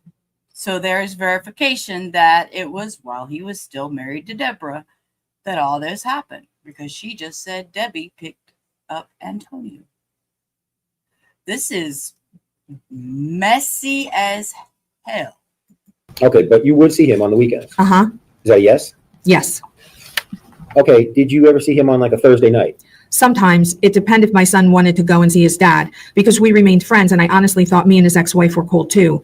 Like, I didn't have any bad vibes or anything towards anybody. So whenever they said, hey, I want to see Antonio, can we meet up or can you bring him by? Antonio was asking me to see his dad. I'll call them. If they're home, I will take him. It can be any day of the week, but mostly I would see him like either Friday or Sunday when it was like pick up or drop off. Okay. Or if I had to pick up a check from them for the Boys and Girls Club that they couldn't drop it off, I would swing by their house and they would give it to me and I would give it to them. Okay. Have you ever seen Jose use was he ever violent with anybody? No. That you saw? The most I've seen was somebody that he had to like manhandle to get out of the club because they were about to fight. Okay. Can you tell me about that? Just to break up a fight. You know how the security have to grab you by your arms to drag you out and then leave them out, and that's it. Where was this? You said it was at a club? It's I'm trying to remember because the club is not open anymore. But you know the turnaround by Jensen, where you go to Jensen Beach, you're going over the bridge. You can go right towards Stewart. I think it is, but it has a CVS. I'm trying to remember the name of that place. I believe it's a restaurant now, Copacabana. I think that's what it was called. Yes, he was security there. Jose worked as security there? Correct. Uh-huh. Okay. I'm pretty sure that's what it was called, was Copacabana. And about when did Jose break up that fight? What year? 2018, 2015, 2016? No, that's when him and I were dating. So like 2011, 2012. Okay. Yes, that was back then. But when him and I were dating. That was about the only time that you've ever seen? Uh-huh, because on Thursdays we used to go to bike night. He used to ride motorcycles. We had our own little, like friends, like our little friend group. We would meet Jetty, Luris, home. You've never seen Jose be violent? Uh-huh. Is that no? That's a no. Okay. Listen, I burned his clothes. What do you mean by that? I had a moment. After I had Antonio, he was still with the other girl. I found out, so I took Antonio out of the crib, put him in Jose's truck because Jose had a brand new F-150. It was red 4-door. He had a very nice motorcycle. It was a Thursday and he was out and about, so I found out where the girl lived. I went by her house. I called him because I saw his motorcycle there. They came out. I was the aggressive one. He kind of like picked me up and threw me in the truck, and he was like, you can't do this here. You're not in Michigan. You're in Florida. So I went and made a U-turn. I friggin' broke her mailbox, went home, parked his truck, went inside the house, took the baby, put him in the crib, grabbed all his belongings, went outside. I keyed his truck. I burned his clothes. Okay. I gave him like 3 or 4 flat tires. I almost busted all his windows. I called his sister and she's like, don't do it, Maddie. But I didn't bust his windows. But I only did, yeah. Okay. And he didn't, like when he came, he didn't park his motorcycle at home because his motorcycle was his prized possession. It was really nice. So he left it in the middle of the street and he's like, what are you doing? And I'm like, going crazy. And he's like, they're going to call the cops on us. And I'm like, I don't fucking care. So yeah. And I even took his phone. He was talking to his sister to come pick him up. I even took his phone out of his hand and I broke it in half. And he still didn't He still didn't what? No, he didn't put his hands on me. He was just trying to calm me down. He's like, I'm so sorry. And I'm like, no, this is when I told you exactly what I was going through and you put me through the same situation and maybe even worse. Okay, and did the police ever get called? They did not, thank God, because I was not trying to go to jail with an infant and 2 children at home. It was just a stupid reaction. Wow. Okay. Is there anything else that you can tell me about Jose Soto Escalera that would assist the court system in figuring out this case? I honestly feel that he should have been honest on having a relationship with Tania or having a sexual relationship with her, because it's nothing new that he's always had 2 women in his life and one of the 2 was always pregnant. It was like a pattern from my understanding. First baby mama, then to second baby mama, and then to me. So he's always had 2 women. So what was the difference in this case? Because you married somebody else, which was older than you? Uh-huh. I don't know. It's just weird to me. That's all. And we will conclude there.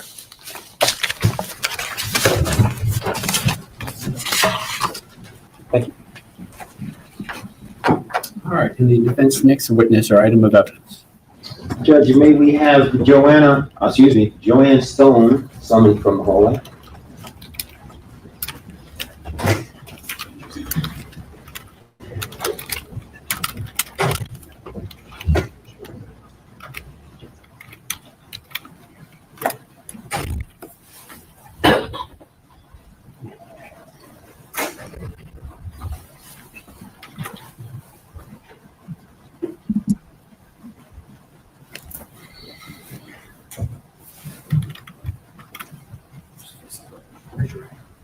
Do you swear affirm that evidence you're about to give will be the truth and the whole truth and nothing but the truth? I do.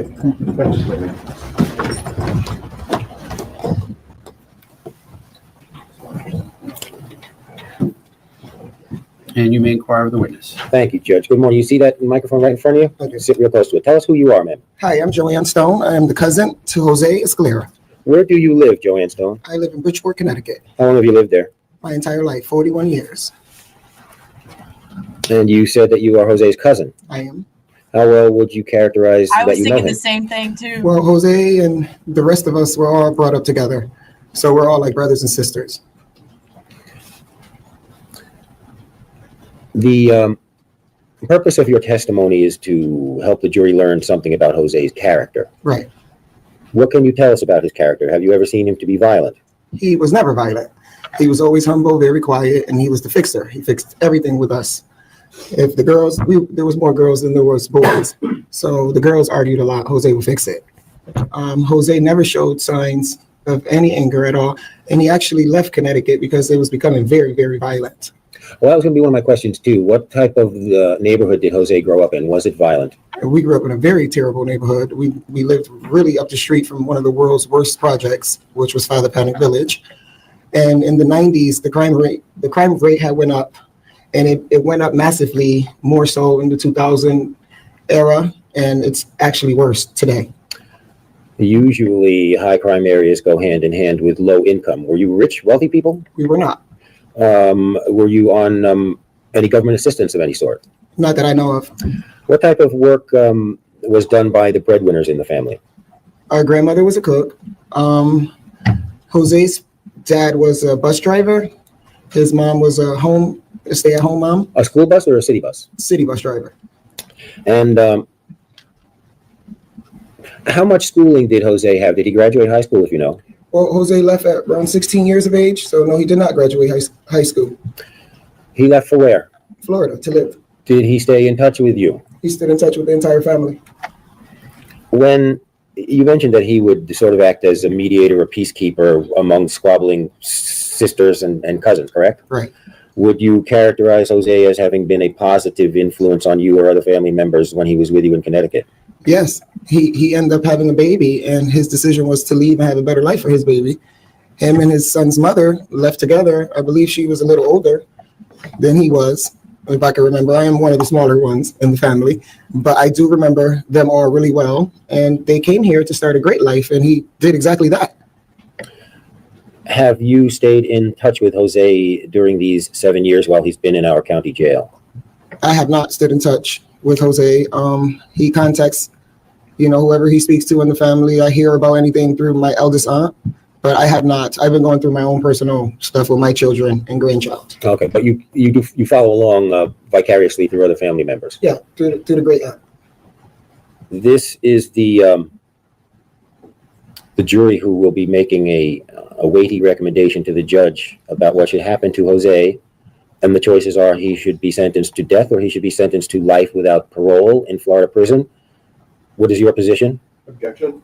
Sustain the objection. Is there anything else that you would like the jury to bear in mind while they make their decision? Yes, I would like the jury to have mercy over him because you guys made your decision and I respect your decision. But he's not. Wait, what? What did she say that made him jump to that? I need to back up just a second. Is there anything else that you would like the jury to bear in mind while they make their decision? Yes, I would like the jury to have mercy over him because you guys made your decision and I respect your decision. But he's not. The objection sustained. Okay. If you have anything that you would like the jury to consider that doesn't have to do with them exercising mercy, anything you want them to, anything you'd like them to know about Jose's character? Well, Jose is a good person. We all went to church. We came from a terrible background, but we all stood together whole as a family. He's a good dad.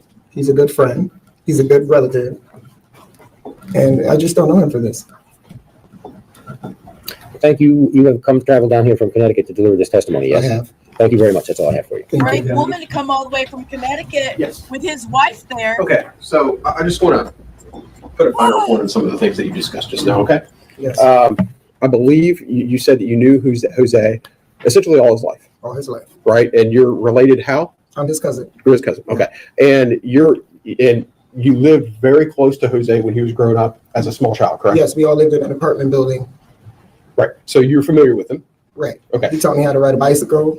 Mm-hmm. And like a really big bike. He taught us everything that we needed to know. He taught us how to be like handy girls, how to use a hammer. He taught us basically what we didn't have a brother, so he was our brother. Sure. And when you grew up, you had a considerable number of family members around you when you grew up, right? Meaning that. No, this is actually what she says she is his cousin. They all grew up together. No, you'd have to rewind for the two that he cheated on with his wife. Well, the first one, I'm not sure, but the second one, he definitely cheated on his wife with and had a baby with. So, yeah, those are interesting. He was exposed to his family members as well. Yes, at all times. Okay. So, and you're familiar with all those folks? Yes. Who lived with him? Yes. Okay. So, you know that the defendant, first of all, he was never sexually molested, right? I do know that. Okay. He was never physically abused, correct? No, he was not. Okay. And in fact, you even said that not only was he never emotionally abused, right? I think you told me out in the hall that nobody had ever been yelled at him when he was a child. No. Is that right? Right. Okay. Okay. And to put a finer point onto your relationship with him since he moved to Florida. Okay. So let's focus in on that. He moved to Florida when he was 16 years old. Right. Around 1993. Right. Okay. And you would have not, you did not see him physically in person between 1993 and 2018, but just a handful of times. Right. If ever. No, he came a few times. Okay. To Connecticut, and he stopped to visit us. There was a time I heard he was there. I was down in Jamaica burying a relative. So there's times where I missed it, but he came and I heard about it. Okay. Okay. But your best estimate would be probably less than 5 times. Is that fair to say? Right. Between Between 93 and 2018. Right. Okay. And you haven't had any contact with him. I think you said on direct examination for the last 7 years since he's been incarcerated. Is that right? Okay. All right. Thank you, man. I have no further questions. Thank you. No, thank you so much, man. Thank you. Thank you. You may step down from the witness stand. And the defense next witness or piece of evidence. May we have Taisha Hernandez called to the stand? We asked her first. Sure. Okay, so the next one is Taisha Hernandez, and this is witness 5.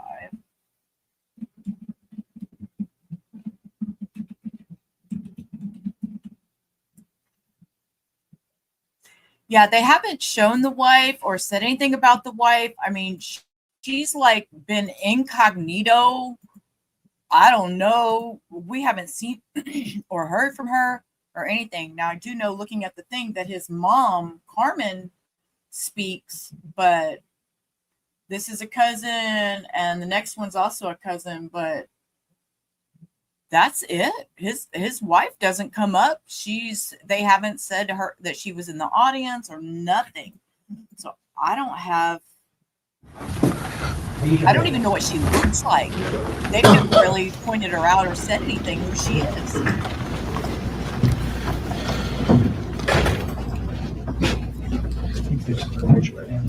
Please refer to the evidence you're about to give to the church, all children of the church. Yes.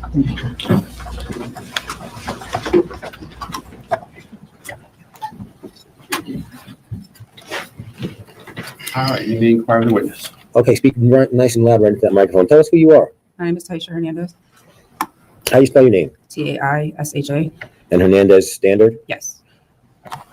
You see Jose? Yes, I do. How do you know him? That's my cousin. Speak up nice and loud. That's my cousin. He's your cousin. Did you and he live together or very near each other in Connecticut?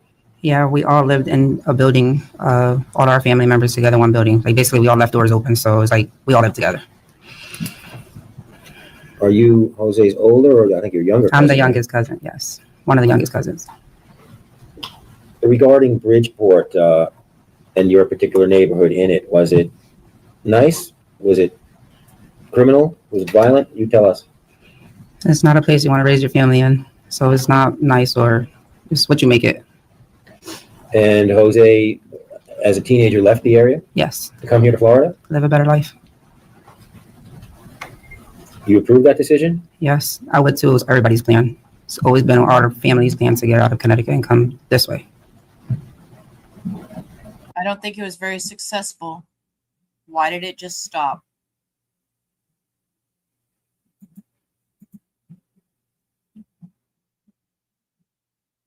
So raising our kids is like, yeah, I'm gonna move here and this is where I'm gonna raise my kids to give them a better life and everything else. But, we're stubborn and life doesn't work for us that way as fast. But he's always want to help me. I can move in with them. They'll help me find a job, put the kids in a better school system and stuff like that.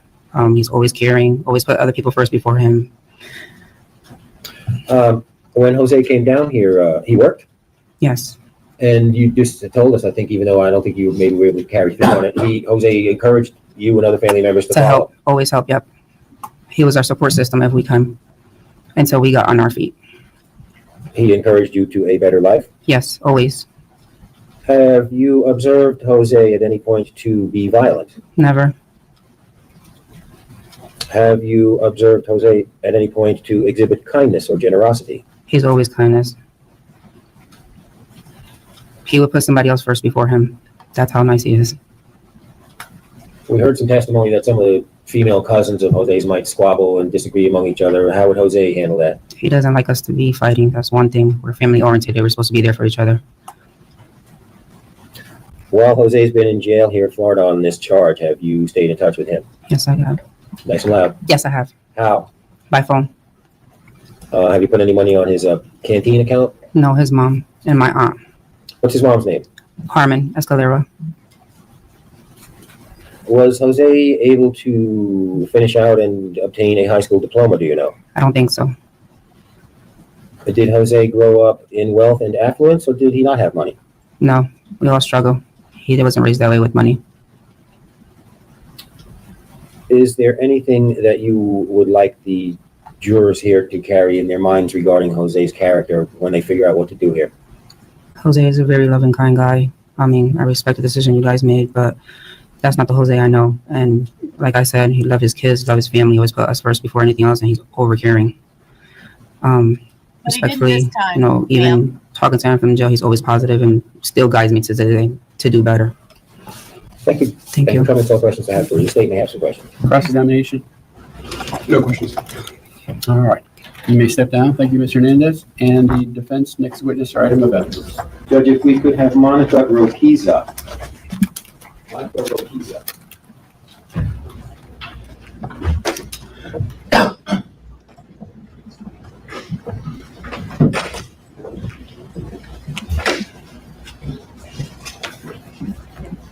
Exactly, Cindy, exactly.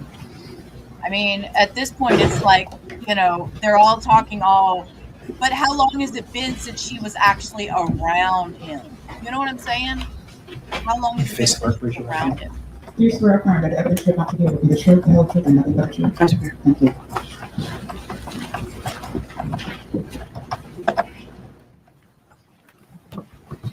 And you may inquire of the witness. Thank you, Your Honor. Sit real close to that microphone you see in front of you there and talk up loud.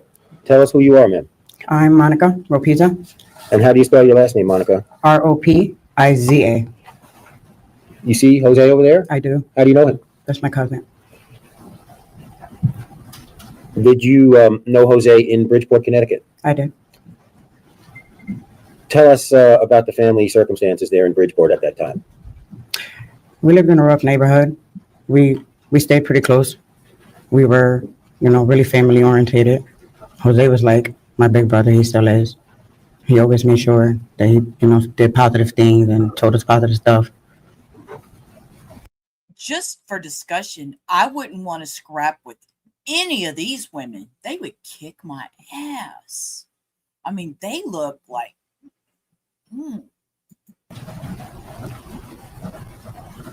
You would characterize him as a positive influence on you and the others? Good role model. The neighborhood was rough. Can you expand on that a little bit for us, please? We lived where there was drug dealers, people who's always fighting, crazy people around us. We always stayed united as family. We try not to be around stuff like that, try to do good stuff. But you could not avoid seeing it. No. And Jose would have seen it also. Yeah. The based on the answers thus far, may we assume that you and Jose and the family did not have a lot of money? No, we have what we needed. You mentioned the closeness of the family. Do you still stay close to Jose? I do, not as much as when we were young. was that his casual way of saying y'all grew up poor? I mean, come on. But I do, we talk. I visit, he visit us. We moved down here for 5 years, me and my sister. When we were younger, yeah. After Jose moved down here, then we moved down with our father. And we stayed down here for about 5 years and came back. Well, we kept And you would interact regularly with Jose while you were in Florida? Not every day, but yeah, we did. Have you ever seen or heard of Jose doing anything violent? No, Jose was never violent. He was always cool, calm, collective, always giving us advice, make sure we don't fight, we're not doing wrong things. But you do know what he is convicted of now here in this case? I respect the jury's, decision. I don't know him to be that person at all. Has Jose, within your observation and direct knowledge, exhibited kindness or generosity, anything like that? He's always kind. He's always happy, positive. Well, these are the folks who are going to be making a recommendation to the judge as to what should happen, whether Jose should serve out his life in a prison or whether he should be taken out and executed. Is there anything about Jose? Sir, the way he spent his life in prison or being taken out and executed. Sir, that was worded so, oh my God, so badly. Jose's character. Anything about Jose that these jurors should consider when they figure that issue out? Jose's really good-hearted, positive. He was never mean. He didn't like confrontation. It's just family kid. Made sure his siblings, his little cousins were good. They weren't getting in trouble. He never wanted that for us, ever. Well, that's all I have for you, ma'am. Thank you so much. Thank you. No question. Thank you, ma'am. You may step down from the witness stand. And the defense next witness or item of evidence. Your Honor, our next witness, and I believe our final witness, will be Carmen Escalera. Carmen Escalera. And this witness will be testifying through this. Yes, we are interpreters. Yes, sir. Members of the jury, the next witness is going to be testifying through Ms. Valdivieso. If you recall, she's been sworn for this trial to do her job. She's a court-certified interpreter. She does not need to be re-sworn. She works for the court. She's independent. Bear that in mind. She's completely neutral. She's here solely to assist in communicating the witness to you. She will repeat only what is said and will not add, omit, or summarize anything. And with regard to what she tells you, Some of you may know Spanish, but it's important that all jurors consider the same evidence. Therefore, you must accept the English translation that she gives you and disregard any different meaning that may occur to you.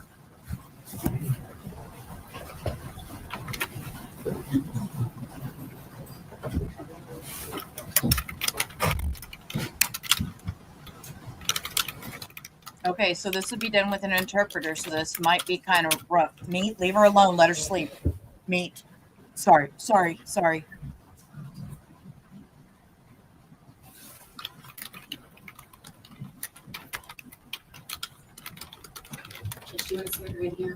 Sure, if that's better, whichever is more comfortable. Señora, tomen la mano, levante la mano derecha para que preste juramento. Espera, escucha. Do you swear or affirm ¿Usted jura o afirma that the evidence you're about to give que el testimonio que va a dar will be the yes, truth, será la verdad? the whole truth, Yes, toda la verdad. and nothing but the truth? ¿Y nada más que la verdad? Yes. Okay. Gracias.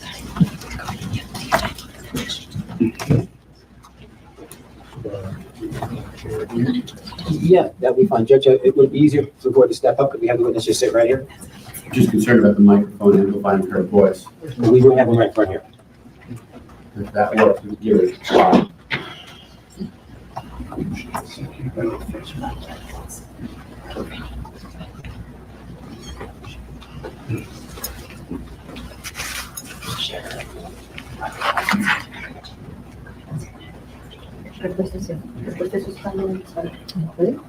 We have the stand alone microphone. We give that to Ms. Valdez.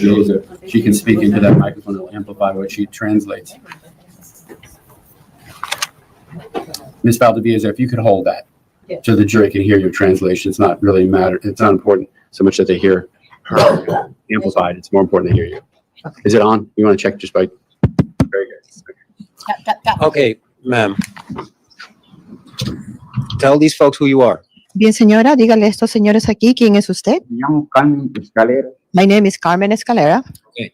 You see Jose there. ¿Usted ve a José allá? How do you know him? ¿Cómo es que lo conoce?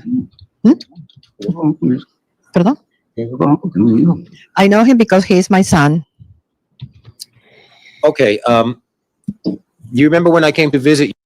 I'm going to pause because I want everyone to take notice in the flush color. His coloring changed. When his mom's coming up there, I noticed it when she was walking through the gallery and he started looking back at her. But now that she's up there speaking, he is turning redder. I have a feeling he's going to cry. And there's going to be real tears this time because this is his mother and he's going to miss the hell out of her. You. ¿Usted recuerda cuando le fui a visitar en Connecticut? Sí, yo recuerdo, pero no recuerdo el día. Yes, I remember that, but I don't remember the day. Oh, you don't have to remember the exact day. No tiene que recordar el día. But I took some items away with me from you, right? Yo tomé algunas cosas conmigo. Yeah, pictures. Yes, pictures. We'll get to them. We'll get to them first, okay? Hablaremos de ello primero. So I'm going to, may I approach the witness, Judge? You may. ¿Puedo sacar la I'm going to show you some items, some photos. Le voy a mostrar algunas fotos. It is Defense Penalty Phase Exhibit 3. Es el pruebas número, a ser admitidas número 3 del panel de la defensa. Si usted puede tomarlas y mirarlas. Take a look through each one. Mire cada una. This is me. Oh, you don't have to, I'm going to ask you about them after you just. No, le voy a preguntar en un momento. Solamente deseo que las mire a ver si las reconoce.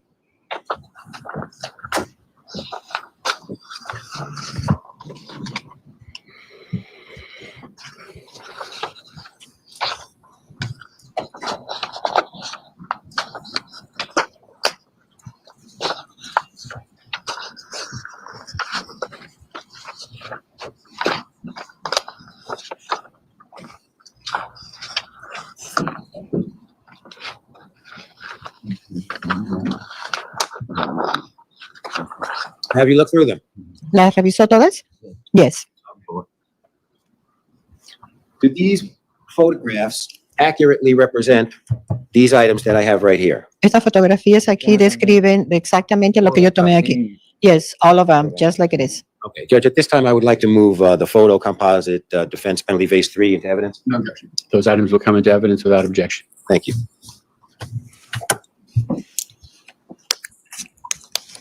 And Judge, I would like to, I'm going to review the items one at a time with the witness. The photos will go back in evidence, but I'd like to publish the actual items if I might. Any objection to that? Do you know what he's referring to? Okay, you may do. Yeah, I'll hand the actual photos Sure. around. You They may will do not so. go back. Yes, they will. The photos, this will stay with you. Estas fotos se quedan con usted. Okay? ¿Está bien? The rest of the pictures. All of it goes to you. Todas se les va a devolver. Okay, the jury will work with the photos. El jurado se quedará con estas fotos, pero usted recibirá los marcos. So let's work at them one at a time, okay? Entonces hablemos de una a la vez, ¿está bien? This photograph, what is this a picture of? Esta fotografía, ¿quién está en esa foto?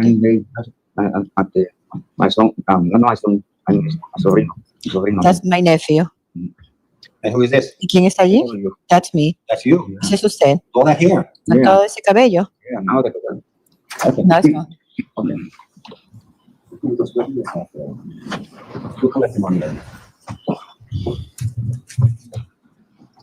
Do you recognize this item? ¿Usted reconoce este objeto? José. That's Jose. Ese es José. That's José. Do you know how old Jose is? ¿Usted sabe qué edad tiene allí? ¿Perdón? 1 year old. He's bigger than one in that picture. Do you recognize this photograph? ¿Reconoce esta foto? My grandson. Hábleme en español, señora. Those are my grandchildren. José's sons. Jose's son. Los hijos de José. Who's Yes. who? ¿Cuál es cuál? Damián and the other one, I don't remember the name. Was this picture taken a long time ago? Esta foto fue hace mucho tiempo.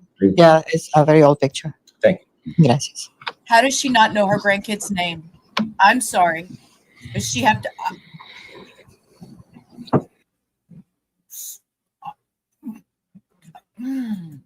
This photograph? This Jose too? ¿Y esta foto es José también? Yes, also José. Was this a school photo or did you take it yourself? Esta fue una foto, señora, espérame. ¿Esta foto fue tomada por usted o en la escuela? That's from school. Thank you. Do you remember what grade Jose was in there? ¿Recuerdan qué año estaba? Kindergarten.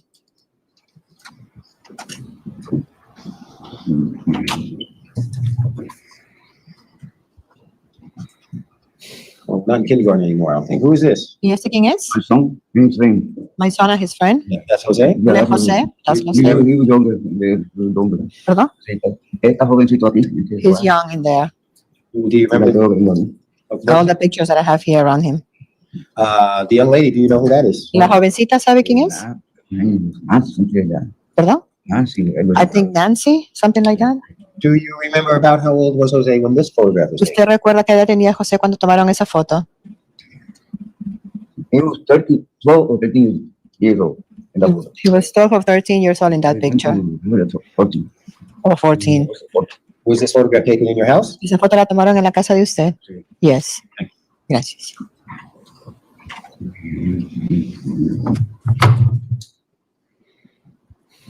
Who are we looking at here? Y aquí estamos mirando acá. My grandchildren. These Jose's children? Los hijos de José. Yes.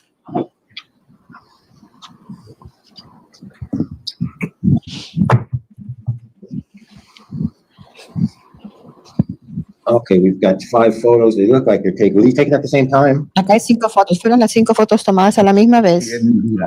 Yes. Yes. Yes, the same place, the same house. I ordered them. That's my daughter and that's Jose. Is this Jose? And his sister. Did you have a photographer come to the house to do this? Un fotógrafo vino a la casa. Yes. How old do you remember Jose is there? ¿Qué edad recuerda usted que tenía José allí? Ella tiene como, él tiene entre 2 años. He's about 2. Y ella entre 1. And she's about 1. Thank you. Yes.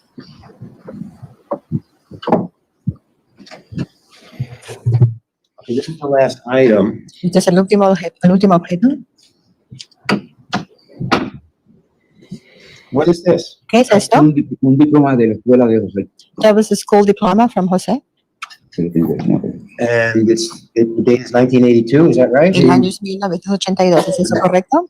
Yes. And, This is there. and it says that that's Jose's name there? ¿Y está el nombre de José allí? Yes, José Escalera. This diploma says that in 1982, Jose Escalera is entitled to promotion from kindergarten to first grade. Acá dice que José Escalera en el 98 entonces pasó de kindergarten a primer año. Yes, to first grade. And that's given at Bridgeport. Y eso se hizo en Bridgeport. Yes. Gracias.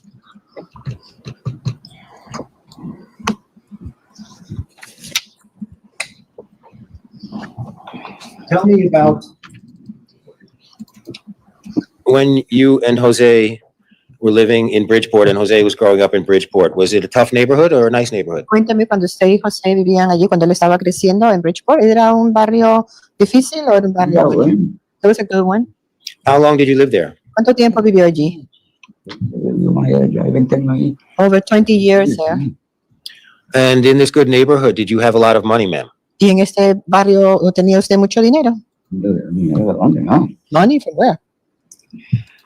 Can you, remembering Jose when he was in school or when he was with that young lady, remembering Jose's essential nature, would you describe Jose as a violent person? ¿Usted recuerda cuando José en esa foto de jovencito con esa amiga, usted recuerda cuál era la naturaleza de su personalidad? Que si él era un muchacho violento. No.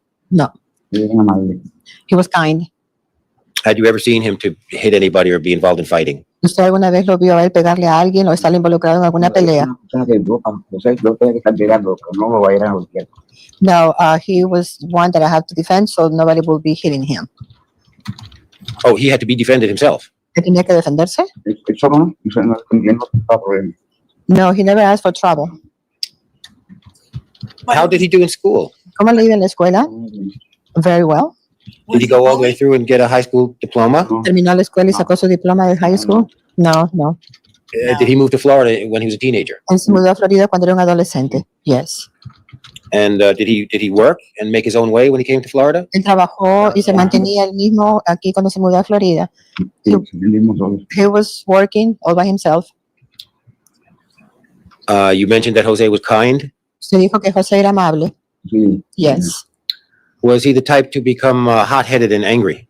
Él era el tipo de que se le calentaba la cabeza y se enojaba. No, not at all. Did you observe him, or would you characterize Jose as being a positive influence on his cousins? ¿Usted le veía a José como que él era una influencia positiva a sus primos? No. ¿Perdón? No. No. No, he was not a good influence. Was he Él no era buena influencia. It's not translating. ¿Perdón? No de eso, no sé. Que no era mala influencia para las nenas. No, He was not bad influence to the children. He was not a bad influence. No era mala influencia. No. No. Was he a good influence? Él era buena influencia. Yes. What's up, man?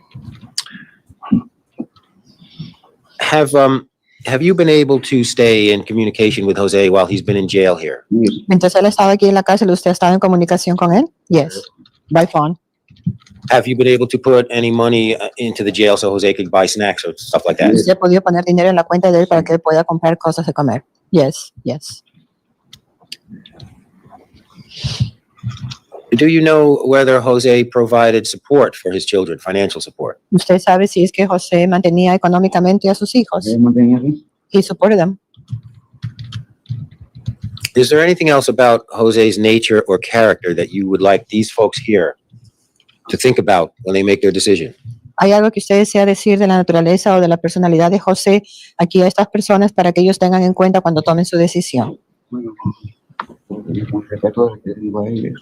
With all due respect, that is his decision.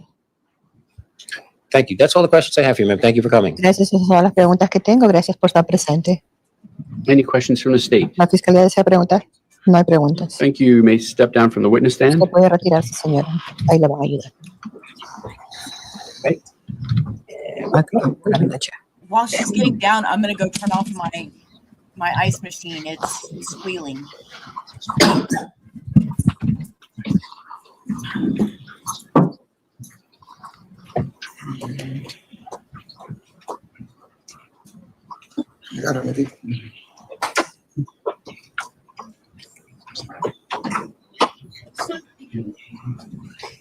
And counsel, if you could approach at this time. No, y'all go play. Go play.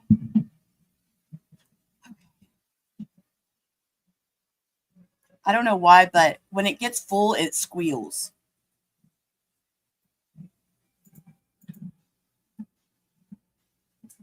Phase, the defense does rest. Thank you. Members of the jury, both sides have rested the case. We're going to take a lunch break for you all at this time. We're going to continue to work, and we're going to reconvene at 1:50. Okay, they're going to go to lunch break. We are about to. Okay, and they're going to come back with their closing arguments for the penalty phase. So here we are at the closing arguments.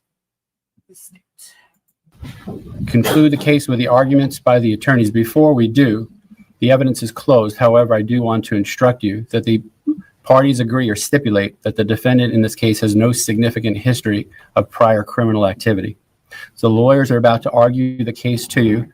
As I mentioned, the evidence is closed. What the attorneys say is not evidence, but do listen closely to their arguments. They are meant to persuade you in your evaluation of the evidence and influence your decision from their perspective. Both sides will have an opportunity to make an argument to you, but the state is allowed to proceed first, and the state may proceed with its closing argument. Think back again, all the way back to jury selection these many weeks ago, right? And we had talked about our ability to keep our word and follow the law, right? That's what we're here for. That's what we're here to do. We remind you again at the last closing argument, and I'm going to keep beating that drum, right? Because it's so important to be able to follow the law and to keep our word, particularly in a case such as this with the evidence that's been before you. When you do that, always view this evidence through the lens of objectivity, and to make sure that we render a dispassionate verdict, right? You've been confronted with highly emotional evidence from both sides, right? And that's why it's important to view this evidence as dispassionately and as methodically as we can so that we arrive at the correct decision. Emotional people make bad decisions, right? Emotional people make bad decisions. That's why we've got to look at this evidence with objectivity, reason, and logic, right? So having said that, this is what we're confronted with today. And again, I'm going to kind of go through this process again. I know we've heard it before, but we want to make sure that we get it right. So to be clear, you are confronted with not one death sentence, but two, right? 2 death sentences are on the table, 1 per count. Count 1 deals with the murder of Tanya, count 2 with the murder of Josiah. Each count is analyzed separately, and we use the same process that's been set forth in the jury instructions that was detailed to you by Judge Murray. Of course, the first step is we got to have a unanimous finding that the state proved at least 1 or more aggravating factors per count in order to proceed with the death penalty. Those have to be proven beyond a reasonable doubt, right? And in this case, both counts share the same 3 aggravating factors, the same 3, and then there's an additional aggravating factor for count 2 that deals with Josiah. So here they are. The first one, the defendant was contemporaneously convicted of another capital felony, right? Contemporaneously or at the same time. The murder was committed for financial gain. There's your second aggravator. The first-degree murder was committed in a cold, calculated, and premeditated manner without pretense of moral or legal justification. Right? Those are our 3 aggravators that are shared by both counts. Count 2, in which Josiah is the identified victim, and this one is this. The victim of the first-degree murder was under the age of 12. That's it. That's it. And so we'll start with the easiest one first, right? The first aggravator, this should be unanimous, is this one. The victim of the first-degree murder was a person less than the age of 12. Well, what's our evidence to support that? Well, of course, it's straightforward, right? We first, Tanya was pregnant. She was very far along into her pregnancy. We presented the testimony of Dr. Stossel. And what did Dr. Stossel say? Do you remember? He said, listen, this was a perfectly healthy child. This was a perfectly healthy child. Mom had some complications, and mom was high risk, but that child was perfectly healthy.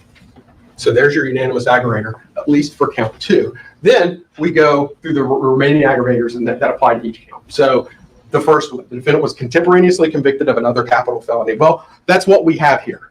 This aggravator applies to each count because the homicides occurred at the same time, contemporaneous, at the same time. The count 2 would be an aggravator for count 1, and vice versa. Count 1 would be an aggravator for count 2. So this has already been proven, and it's reflected in your first verdict. Next, the first-degree murder was committed for financial gain. Okay, let's talk about this. So in the transcript, section 3 of 39, you heard the evidence. This is the words of the defendant.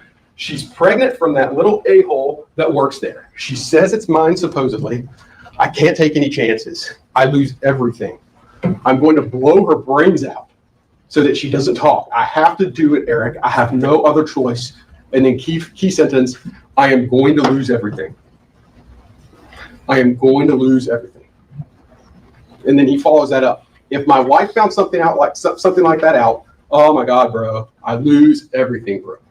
So there is our aggravator. So how do we arrive at financial gain from those particular circumstances or from those particular statements? I'm going to lose everything. We all know what the consequences are of a possible divorce, right? That's what he's looking at in his mind. He's looking at a possible divorce. So what does that mean when he says, I'm going to lose everything? Well, first off, as we all know, just from common human experience, what happens? You get a divorce, your cost of living increase, you no longer have a second income. Remember, his wife is working with him at Waste Pro, right? His wife works with him at Waste Pro at the time of this, right? So we have that. And we also have, what do we have? Child support, right? This is his way out of paying child support. Now, it's important to keep in mind, this financial gain, it doesn't have to be the primary motive for this killing. Let me be very clear about that. This does not have to be the primary motive for this killing. It can be a motive for this killing. And that's the state's position in this case. It is a motive, not necessarily the primary motive. And it's borne out by this defendant's own statements. It's borne out by his own statements. I'm going to lose everything. That means his wife. That means financial, his ability to prosper financially. That means he can avoid child support. That's what that means. And that's the aggravator in that particular case. Next one. And the most significant, right? The capital felony was a homicide and was committed in a cold, calculated, premeditated manner without any pretense of moral or legal justification. Okay, here we go. Remember, and the jury instructions define it. What happens is it defines each subpart, right? Cold, calculated, premeditated. I'm going to walk you through each one of them. Cold, this is what the jury instructions say. It means the murder was the product of cool and calm reflection, right? Cool and calm reflection. What's our evidence that supports that definition? Well, here it is. 2 days prior to the murder. The murder happened on August 23rd of 2018. This statement was made on August 21st of 2018. Listen and think about what he says here. I just can't do it inside my truck. It won't hurt me if it's not my truck. I got to strangle that bee. You can't leave no blood or nothing in the truck. I don't want nothing. If they ever come asking about anything, there's nothing. It's like you said, there's no other way around it. It's like you said, you got two unintelligible and that's it. All the BS will be over, and the higher up around here, the more they'll blame her boyfriend because they're always fighting. You know what I'm saying? She now has a record in which someone did something to her. You know what I'm saying? All that S. So think about what he's talking about here. He's already developed a plan as to how he's going to kill her. He's already developed a plan as to how he's going to execute. I said her, it's both of them, right? As to how he's going to execute both of them. This is his plan, and he's smart enough to know I can't do it inside my truck, right? Because he's trying to figure out a way to not leave blood. I got to strangle that bee, right? So he's coming up and he's developing this plan, and it's with an eye towards avoiding detection, right? He's minimizing his risk. He's trying to get away with this, right? So I can't leave no blood. Of course, the best laid plans of mice and men, right? He did leave blood in the truck. But 2 days beforehand, his plan is to get away with a double homicide. So think about what he's saying here. And the higher up around here, presumably he means law enforcement. The more they'll blame her boyfriend, right? The more they'll blame her boyfriend because they're always fighting. You know what I'm saying? She has a record in which someone did something to her, meaning that the law enforcement will look and find out cases in which she's been a past victim, and then they'll point the finger at him, right? Think about that. So not only has he developed a plan to execute Tania and Josiah, but his plan is more in depth than that. His plan is more devious than that. What does he do? He is attempting to frame this so that someone else can be blamed for the murder, right? Someone else, an innocent person, can be blamed for these murders. That was his plan. That was his plan, not only to execute these people, but to get away with it. And third, to make sure an innocent person was convicted in his stead. Extreme facts call for an extreme sentence. Extreme facts call for an extreme sentence. Was all of this, the questions before you was all of this, is that the product of cool and calm reflection? Absolutely it was. Absolutely it was. Calculated. Calculated means having a careful plan or prearranged design to commit murder. Okay, so what are our facts that support that particular sub-element? Well, again, 2 days prior to the murders, he's in this waste road truck and they're driving around with Eric Alvarado. What does he say? You can't prove anything if no one saw anything. I was thinking of taking her to some field nearby the route. Adolfo Cavelli testified the scene of the crime was on his trash route, right? So his plan, he was able to execute his plan, right? So he took her to a place near the trash route. Do you know where I go? When she go in there, she disappears for a couple of days. She does that. She disappears for 2 or 3 days. She always does that. And I'll take her phone and I'll throw it away. I'll throw it away or I'll burn it. They can't do anything there. I have everything planned out.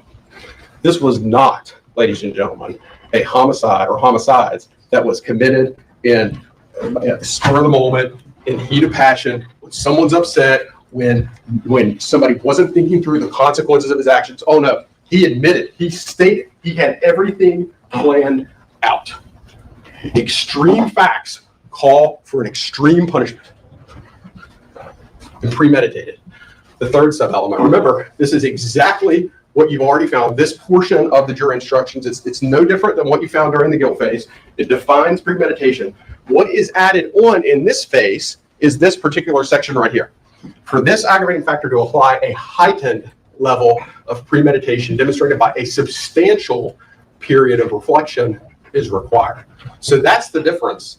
That's the difference for the aggravator. The aggravator adds on this requirement of demonstrated by a substantial period of reflection. So what we have is we've already gone through statements where he's made 2 days in advance about how he's planned it out, right? 2 days in advance, he's planned it out. But do you remember, think back to Kenneth Barron during the guilt phase, right? Kenneth Barron was the guy, he comes in and he says, listen, this defendant approached me about a ghost gun, right? He approached me about a ghost gun. And what did he do? 2 to 4 weeks before, right? 2 to 4 weeks before. If he's to be believed, and we have no reason to disbelieve him, is there enough evidence to support the proposition that the defendant was thinking about this murder and planning it out and premeditating it out 2 to 4 weeks before it happened? Of course there is. Of course there is. What Kenneth Barron said fits in with all of the other facts and all the other evidence that was gleaned in the state's case, right? Is there any reason to disbelieve Kenneth Barron? All of this evidence, all of it shows that the state has been able to establish this particular aggravator beyond a reasonable doubt. And then the final sub-element is this. It was carried out without any pretense of moral or legal justification, and then it defines that as any claim of justification or excuse, though insufficient to reduce the degree of murder, rebuts the cold, calculated, premeditated nature of the murder. Okay, so have you been presented with any evidence that would either justify or excuse these homicides? No. No. There's no question that we have proven this aggravator beyond a reasonable doubt. And so remember, then we get to the mitigating evidence, right? Then we get to the mitigating evidence. And let's take a fair look at it and figure out where to go from here. And remember, as we all discussed in jury selection, we consider everything, right? Everything we consider. But then after we consider it, what do? We figure out how much weight it deserves, right? So that's what the law says. The most impactful mitigator certainly is the fact that this defendant has no significant criminal history. You obviously consider that and obviously give it whatever weight that you believe it deserves. It's up to you to decide how much value this mitigator has after you weigh it against the aggravators, right? So it weighs its weight against it. The I think it was the first witness that was presented yesterday was Raul Benasco. He was the fellow who testified via Zoom. He's your prison expert, and he worked with the Department of Corrections. I think he's in Texas now. And he came in, and if I understood him correctly, the gist of his testimony was, well, okay, we get it. The defendant will adjust well to prison life, and he's going to be able to follow all the rules and not become a problem. So that's what you're being asked to believe. Okay. Well, let's think about that. Let's consider that for a second. If I understood Benasco's testimony correctly, he met with the defendant for an hour and a half, right? He talked to the defendant, someone who is facing the death penalty, and he talked to him for an hour and a half. He then reviewed the defendant's behavioral records from St. Lucie County Jail, right? And based on that, he arrives at the conclusion that he will not be a problem in prison. Okay. Even if he were to be able to accurately predict that, and there's no guarantee that he can. After all, he's going to go to prison, right? If there is ever an unpredictable environment in this world, it would be prison, right? You're not talking about a bunch of rule followers in prison. They're there for a reason. So let's assume that let's just, for argument's sake, let's be fair. For argument's sake, let's assume that he can accurately predict that, right? Let's assume that he's accurate in that. How much weight do you give that, right? How much weight would you honestly assign that when you're looking at the aggravating evidence in this case? How much weight would that honestly give and fairly give when you view this evidence objectively? When you view it objectively, how much weight would you give that? The answer is very, very little. So then we get to Lucinda Cook. Lucinda Cook is the ex-girlfriend. She says that she was in a relationship with him between 2006 and 2012. She didn't have a meaningful conversation with this defendant for 13 years, right? That was her testimony. She has not spoken to him in a meaningful way for 13 years until just a few weeks ago. I think her testimony was a month ago I spoke to him. So either during the jury selection process or right before the jury selection process, the defendant re-enters her life, right? The defendant re-enters her life. Okay. Again, and she also said, well, he was never violent with me. Okay. He was never violent with her. Okay. So again, the question is, and only you can answer this, is how much weight would you assign that? Right? How much weight would you honestly assign that? Somebody who hasn't spoken to him in 13 years, how much weight do we give that evidence? Very low. Very low. And then, of course, today you have the defendant's mother and his other family members. Okay, again, highly emotional testimony, as you would expect, right? And of course, they're going to have good things to say about him, as you expect, right? No surprise, as you expect. His mother is going to come in and say nice things about her son in these horrific circumstances. So, again, my question would be, how much weight would you give that, right? I mean, if we're here to give our reasoned judgment and weigh the facts and the evidence out and apply it to the law in as dispassionate a way as we possibly can, right? We're not here to be swayed by our emotions. Emotional people make bad decisions. If we weigh this out as dispassionately as we possibly can, would we give this testimony any weight? I think you give it minimal weight. At best, you give it minimal weight. And of course, we finally arrive at the weighing process, right? And again, this is directly from the jury instructions that we spoke about at length during jury selection. And it's very, very straightforward, very, very simple. Whether sufficient aggravating factors exist, which of course they do, and then whether the proven aggravating factors outweigh the proven mitigating factors. That's it. That's all you do.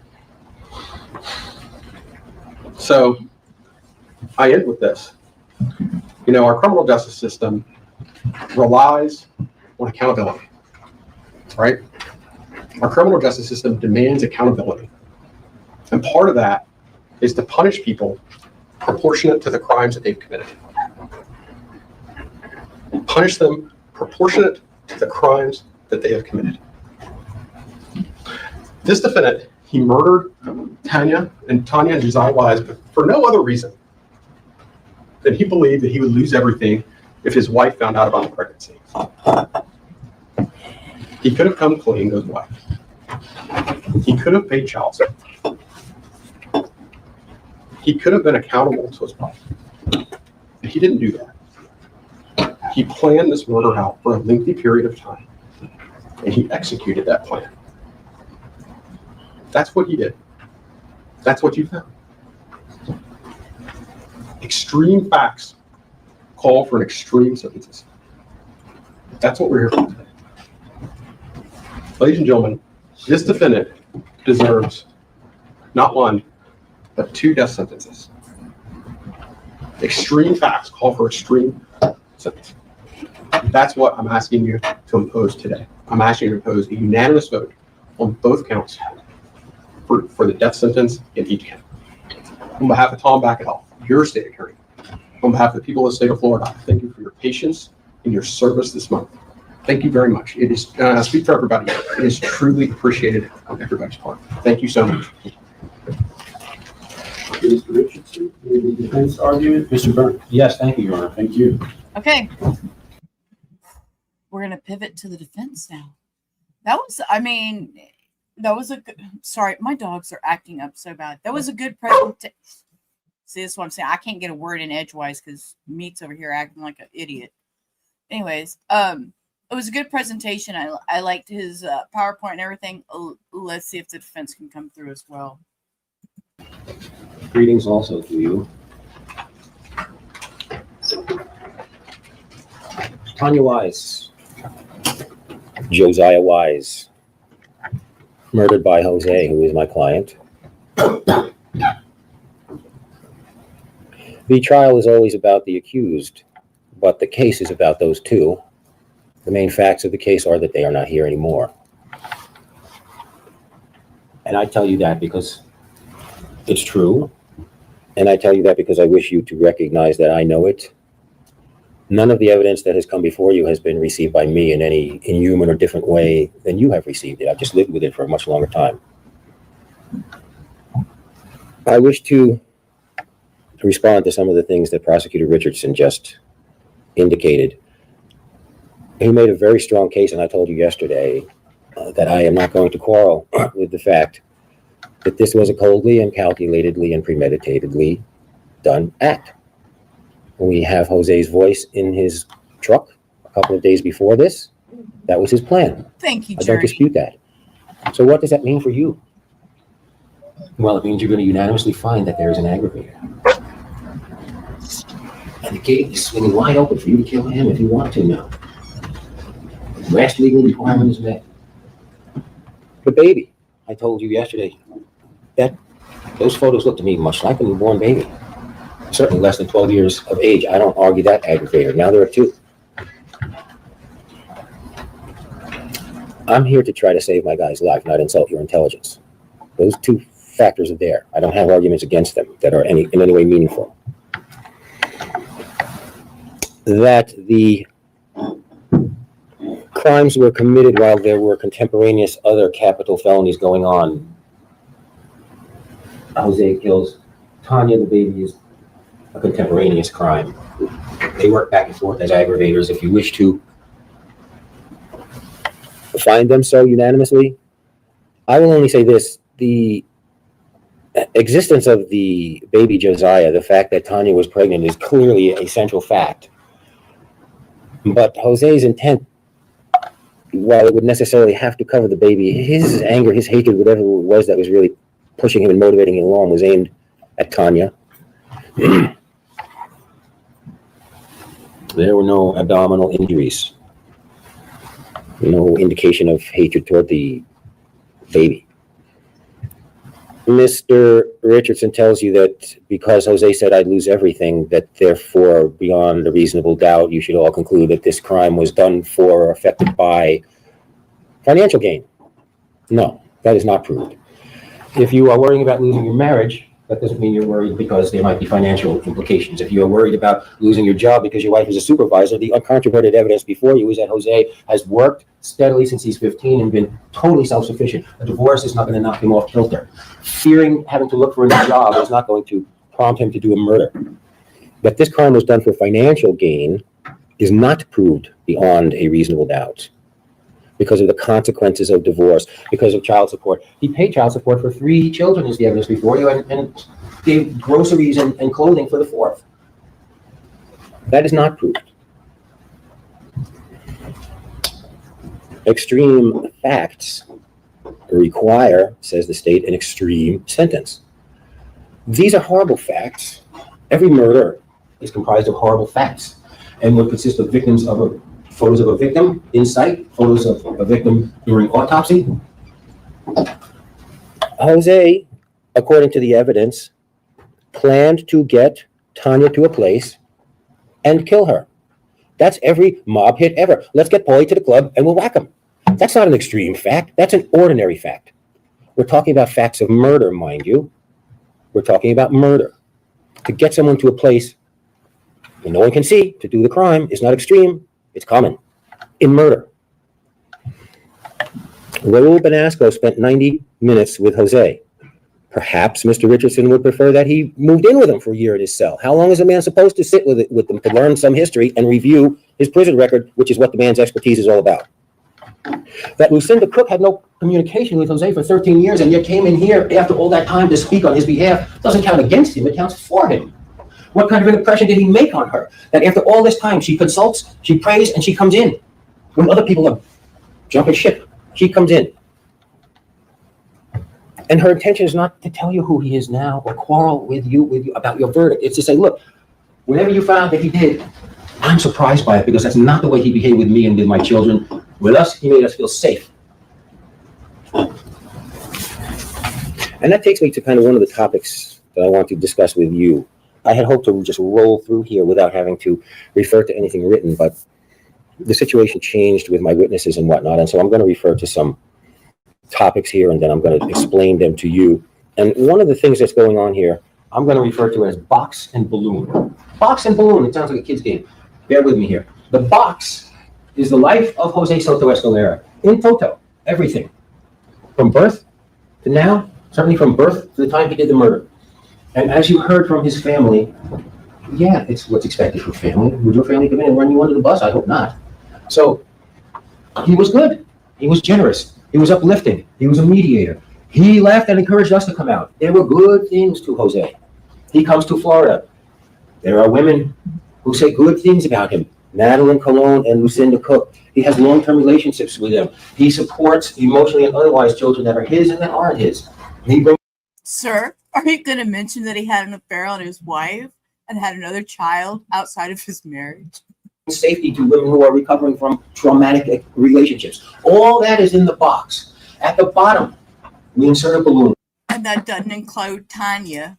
Okay, that was not one of his other ones.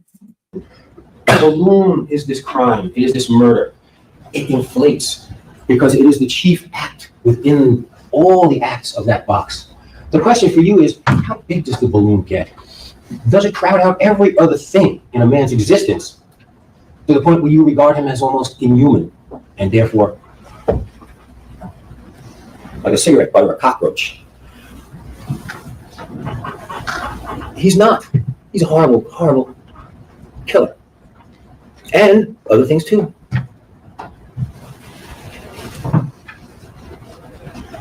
One of the topics I have written down here is humility.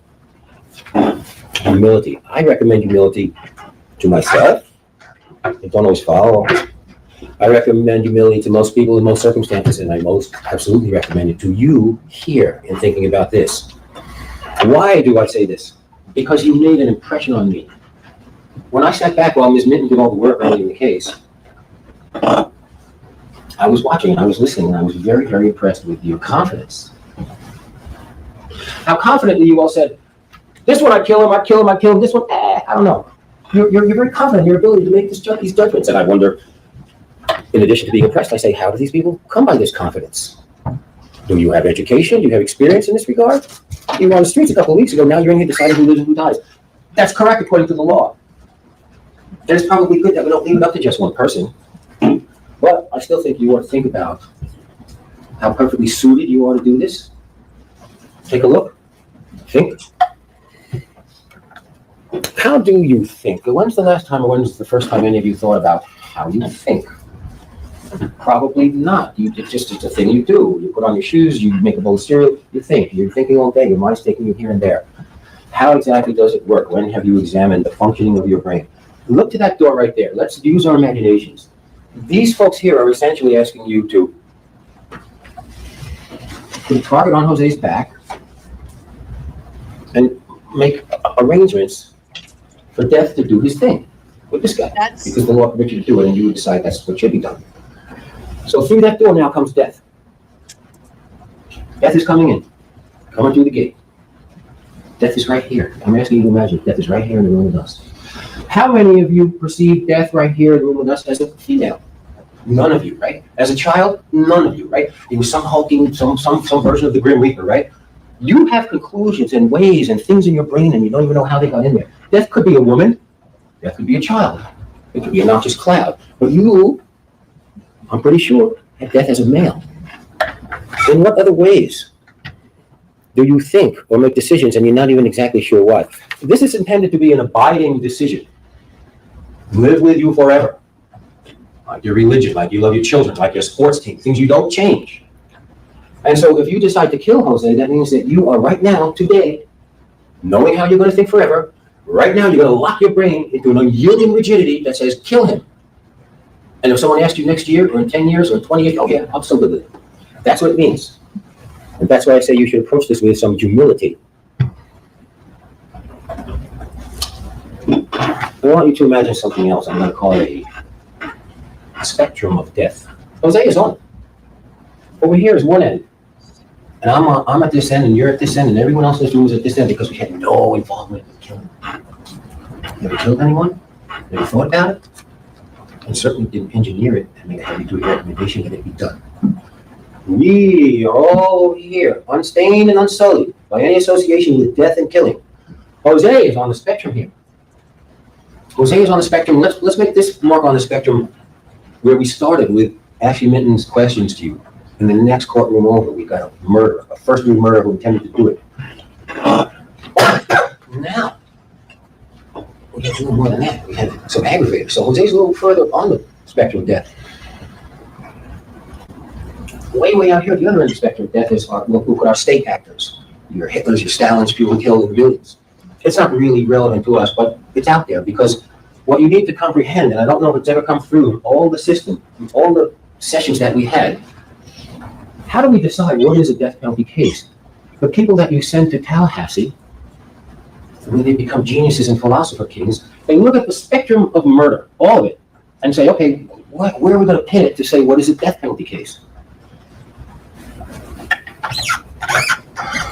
And so the whole circumstance that we found ourselves in, since the first group came in here on September 2nd, is we are wallowing around in death and talking about death, and the first thing we do before we go to trial is talk about the death penalty.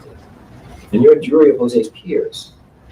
But as you know, from your individual groups, a lot of your peers didn't like the death penalty, but they're on the outside of the door now. So what I'm looking at is a box full of, I won't say killers, but people who are comfortable with it. You all said many times, oh yeah. I'll put down the roadside. Will you vote death? Yes. You're the same people who just convicted him. And I'm just one guy with some words. And I'm afraid you're going to roll right through me and try and kill him, but you don't have to. Here's one simple thing. And in thinking about this argument and then making it, I kept coming back to it because I'm a very simple person, possibly a simpleton. And it is this: why would any ordinary, decent person with a conscience orchestrate a death if they don't have to? Why would you make someone die if it's not required? And it is not required under any circumstances that you have heard or will hear. If Jose is to die judicially, it's because you did it. You want it to be done.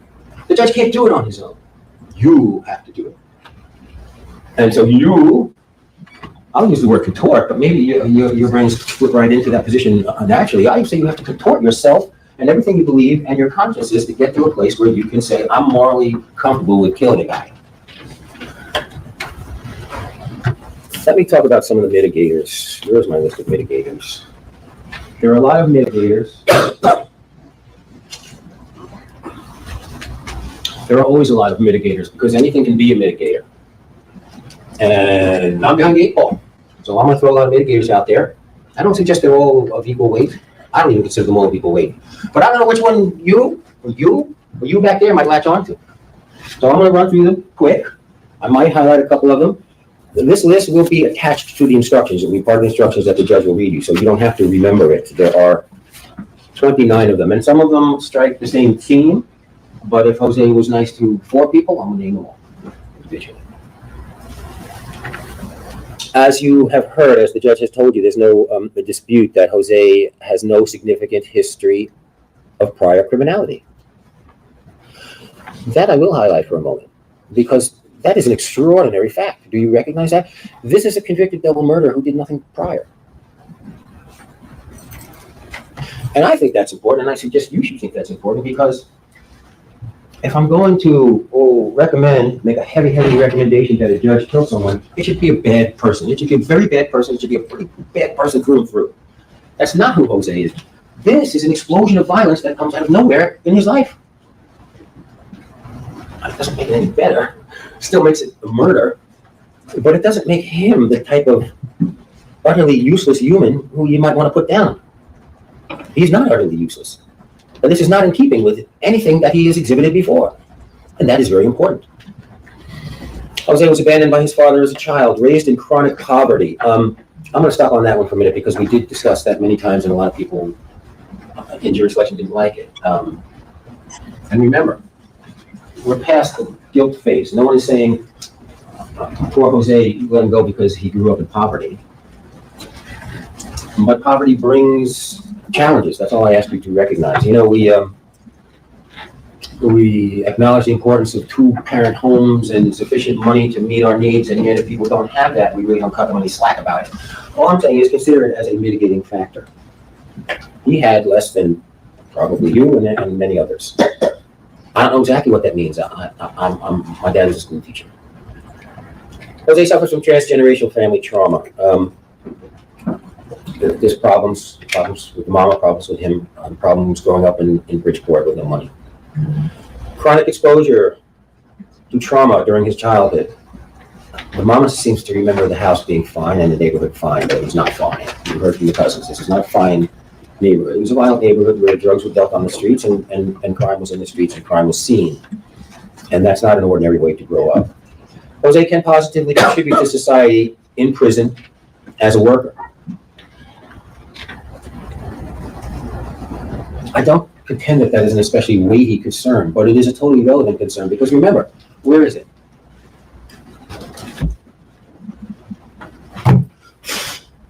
It's life without parole. Look at that. It's like a forgotten option somewhere. Well, I blow the dust off it, and it looks pretty good. It looks fine to me. Life without parole. Let's remember, and I will recall to you what you told us also at the same time, within probably 2 seconds of telling us you all can oppose the death penalty, you all said you would consider life without possibility of parole. And if you're sitting here now not doing it, you're not following the law and you're not doing your job. If you decided last week he's guilty and you're going to kill him, you're working a charade and a fraud on us right now. So everybody's mind better be open. You don't have to like what I'm telling you, but you've got to listen to it. And you told us you would consider it. And I'm not exactly striking the tone of a beggar here, but nevertheless, you have a job to do, and I'm going to make sure that you do it. Jose has established and maintains long-term substantive meaningful relationships with friends. Jose has established close family bonds and relationships with his cousins. You know penalties have consequences that ripple if you're going to kill someone. You know that. You heard from the victims in the case. Jose has maintained a close relationship with his mother, maintains close family bonds with his children.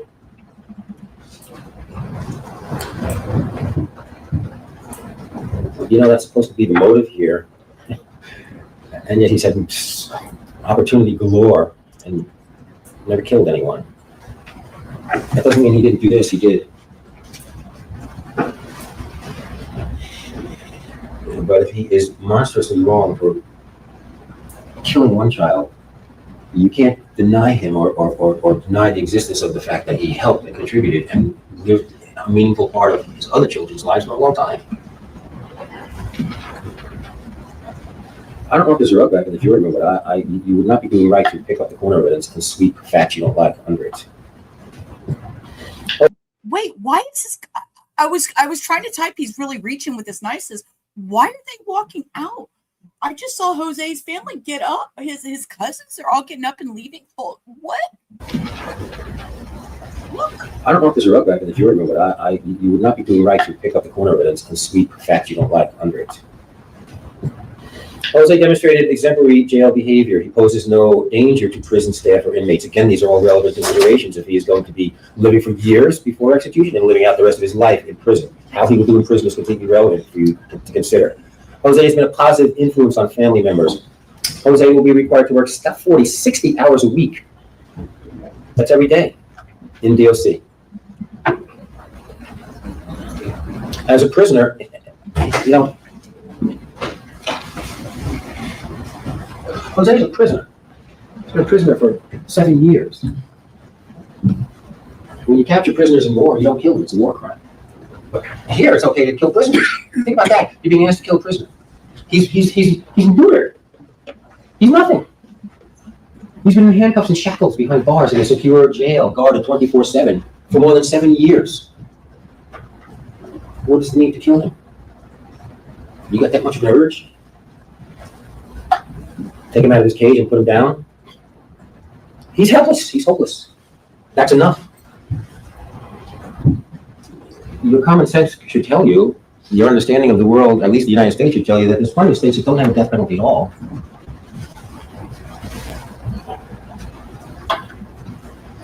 And they might say, well, he's a prisoner. You got killed. You kill prisoners. That's where your morality is. You kill prisoners. You're more helpless than a prisoner.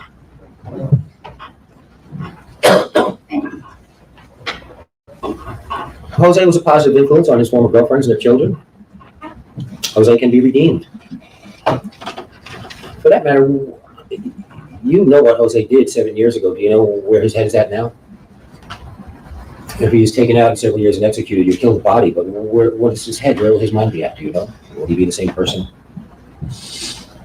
Because that's how punishment works. Of course, who among us hasn't suddenly snatched up one of our children, put them over our knee, administered a spanking, and said, "That's for what you did 7 months ago." It's not how punishment should work.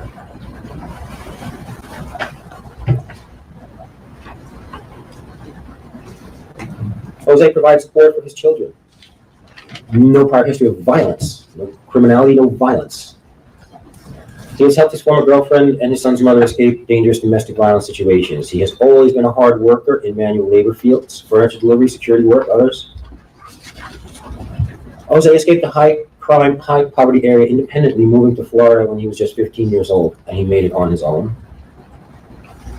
despite lacking the opportunity to complete his education. He overcame that lack of education through consistent work ethic. He never took a dime of public money, even though he was just a teenager. And again, that undercuts the argument that he did this killing in any way connected to or for or about pecuniary or financial gain. He's always had to work and always had money.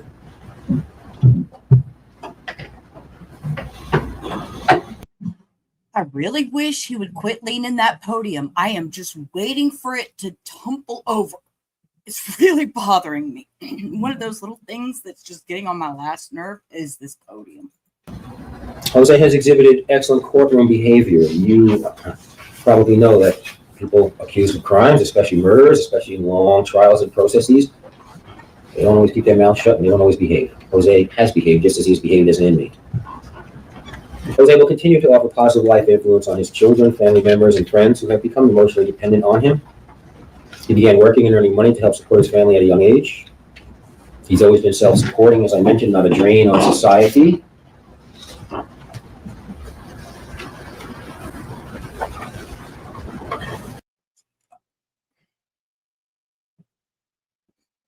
I really have to watch my words sometimes. This man just said Jose wasn't a drain on society. Meaning what? Financially? Because he was sure out there. Some, if not all of those, you should find exist a little more likely than not, and then you are required to consider them. What weight you give them is completely up to you. This part of the process seemed to confuse a lot of your fellow people who didn't make it onto the jury, who kept insisting that the law, they were just going to follow the law. The law is depositing you off here at a crossroads if you don't realize it yet. Okay, you are going to tell the law what will happen here. Life, forever and ever, until you die and they take you out of prison, or death penalty.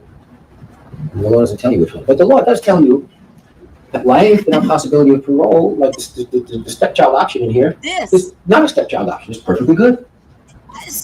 What?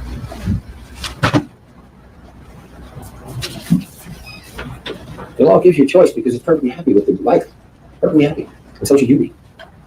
It would keep you off the spectrum of death. If you order and recommend that Jose be killed, you're not outside over here off the spectrum of death. You move a little bit closer to him. You now have some involvement in killing. Not to do it yourself. You will just set the first domino fall that will result in it.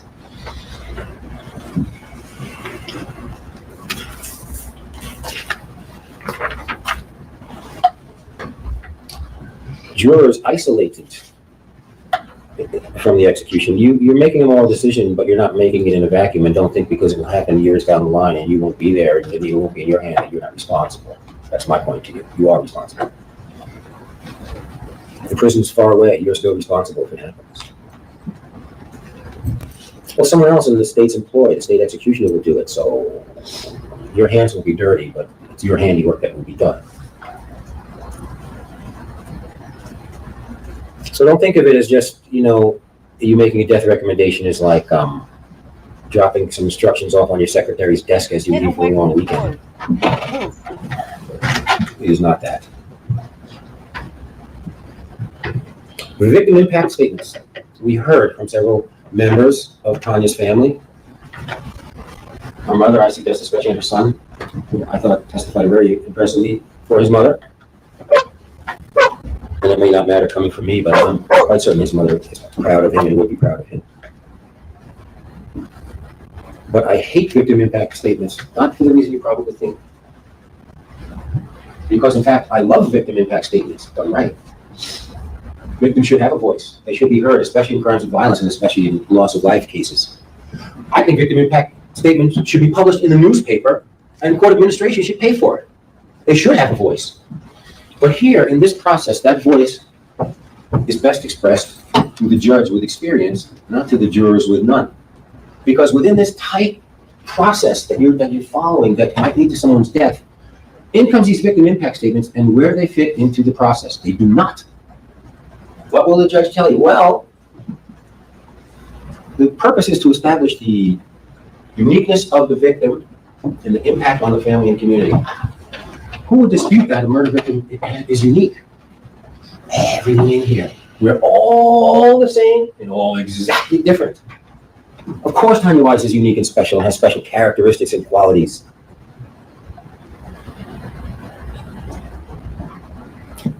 But the only thing that you're instructed to do is not regarded as an aggravator. Well, what are you hearing it for then? If for sure ain't no mitigator, every single one of those statements is like an emotion bomb, a sympathy grenade going off, bespattering the walls with sympathy. Not for my guy. In fact, it is so much seeming like an aggravator that you have to be told it's not an aggravator. So that's one thing I don't like about it, that it's dropped in here unfairly. It operates against me and my client, but what am I supposed to do with it? What are you supposed to do with it? It's not an aggravator, and you're only supposed to be deciding the case on aggravators and mitigators, so what are you supposed to do with it? And the other reason I don't like it is because it lends itself to being a victim ranking system. If Tania Wise had no family whatsoever to come in here for her and give victim impact statements, is her life and her murder any less important thereby? No. If Tania Wise was the chief of surgery at the local hospital and saved hundreds of lives through her surgical skills, would that make a difference? It should not. One man, one vote, one murder victim, all the same. They're all the same. Every life is valued the same. No life is valued more than another. If Tania had nobody to come, if that whole segment was not here at all. Okay, it's victim impact time. No one say here. So what are you supposed to do? Oh, she must not be worth very much. Right? Or look, it's 100 people coming. She must be worth so much. It's a victim ranking system. It stinks. Everyone's the same. No one deserves to be killed, no matter who you are. And so I don't like it for that reason. Look, this case is loaded with emotion from top to bottom. And that's just a gigantic injection of it. And for what? I'm not sure what you're supposed to do, and you can't be sure either because it doesn't fit in. It's not an aggravator or a mitigator. That's what we're doing here. We're weighing aggravators and mitigators. We're figuring out factors of his character that might lead you to not kill him. That Tanya is unique. That her family is mourning. That there's a void that won't be filled. Yes. I will pause to read what I just posted again. During the penalty phase, defense attorneys told the judge that Soto Escalera's wife had been contacting witnesses and tell them not to testify out of fear of backlash. This reportedly led to witnesses backing out, causing the defense to struggle to find people to speak on the defendant's behalf. Sir, don't say she had more friends or anything, because he obviously had people willing to speak for him at first, but something happened. I don't. But that's not the point. The point is that she is a person who should be alive and is not now, due to Jose's criminality. Who she is important, but it's important outside of this process. There's another one, my little topic. What? He said she's important outside of the. She's important in this process. He wouldn't be going through this process if he didn't kill her. Take a breath, Sheila. This is not a fixable situation. You know that. I'm just gone for 7 years now, which is why I never had a chance. Never began. Whether he is imprisoned, Jose, for the rest of his life, or whether he gets taken out at some point and injected to death, whatever he was put in there. Tanya and Josiah will not come back. They can't be made right. And we, you, me, that's the thing that doesn't, it just doesn't fit right. And I think it especially doesn't fit right for Americans because we don't, okay, what are we going to do about it? Let's do something. There's nothing meaningful that can be done. If there are people rooting for the death of Jose, I don't know that there are. If that day comes, they may experience a moment or a day of satisfaction, but I think the next day after, the heaviness and the sadness of the loss is still there. It's undiminished. That's the fact. He lives or dies is less important than the loss that cannot be made right. Killing him won't fix it. It won't fix it. It won't take the pain away.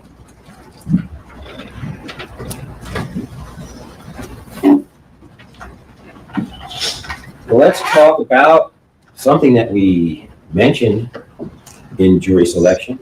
Stop leaving Which, the by the way, the thing podium. that Ms. Minton, that board actually did so much work here in this case, and I did relatively so little. That's my fault. It was a little inside baseball for you. This is my case. I am lead attorney in the case, and Ms. Minton works for me, so to speak, under my supervision. And I could have done everything, or I could have done nothing. But like I told you yesterday, I waited a long time for my chance to speak to you. And the detectives among you have already figured out because I knew I would be here. I knew there would be a penalty phase. And I figured that this would be the hottest part of the trial for Mr. So he knew he was guilty. He knew that he just said he knew there was going to be a penalty phase. So he knew he was guilty. He knew this was coming. Okay, stop leaning the podium, sir. Jose Soto Escalera. And so I figured that this ought to be my post of duty and not Miss Ashley's post of duty.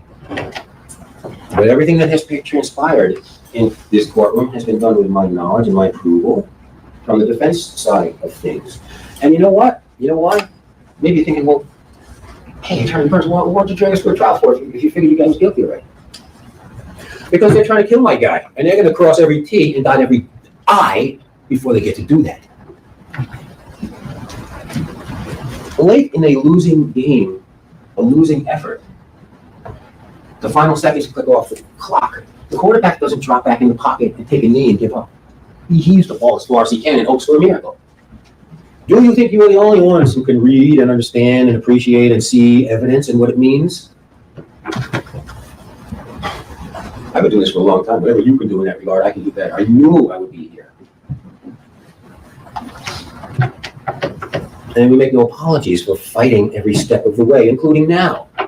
And frankly, I feel like I'm in the last ditch, maybe fighting you all off, and I got nothing but a rusty sword in my hand, a slingshot, nothing but words. And I really don't want you to kill my guy. But we're going to talk now about mercy. I hear some of your voices. I hear them from here saying, oh, counselor. Attorney Burns, I was kind of half with you, sort of paying attention up to this point. But mercy for this guy? Mercy.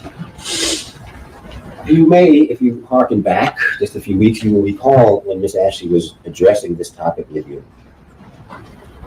The point that was attempted to be made and the distinction to be made is how does mercy work? Does the guy who gets it have to earn it? People who give it, just give it. The concept, I believe, that was attempted to be taught to you, and there's not really much time in that classroom where you have to address 20 other matters, is that mercy is always in the power of the victor. Weak people, losers, don't get to grant mercy. People who have power get to grant mercy. And so, whether it's withheld or granted, has very little to do with the recipient and very much to do with you, the grantors. It's a statement of who you are. And so, if any of you are still even within earshot on this issue of mercy, you need to just consult yourself and say, look, am I a merciful person or not? What does mercy mean in this case? The merciful thing is to condemn Jose to live for decades and decades and decades in prison behind bars until he dies. To become institutionalized and infantilized over time and told when to go to bed and when lights on and lights out and when to eat and not to eat and go through the bars and never get out. If I imprison you guys in your old high schools, how long would it be before you went crazy? And he'll be in a prison. That's, most people would not consider that a merciful result, but that's what mercy means here. So it's not a great big fat dollop of mercy, go forth, Jose. It's a little drop of mercy that says, I'm going to kill you. That's all the mercy that would be requested here.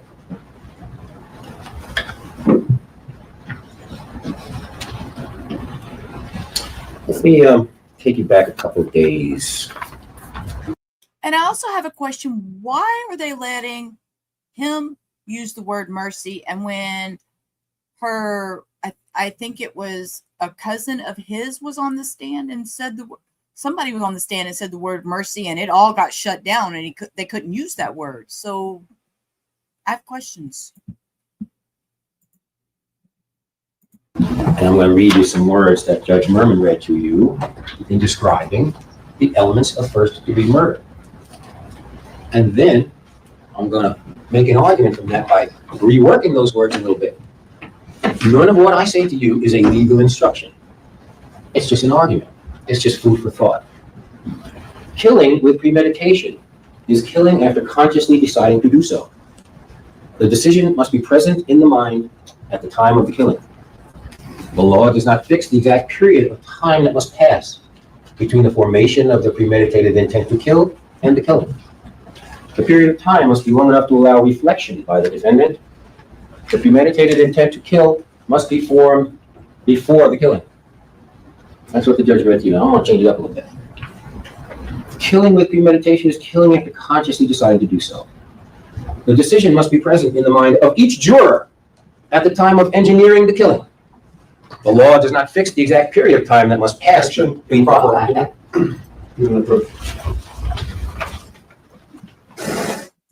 Okay. Why did he decide to speak up now and not when he was using the word mercy? That bothered me. He didn't show mercy to Tanya or Josiah, so, I mean.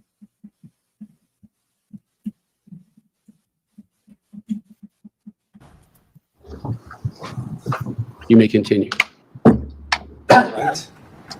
What I'm saying to you is the process that you are relying on. This is a moral decision that you make as individuals.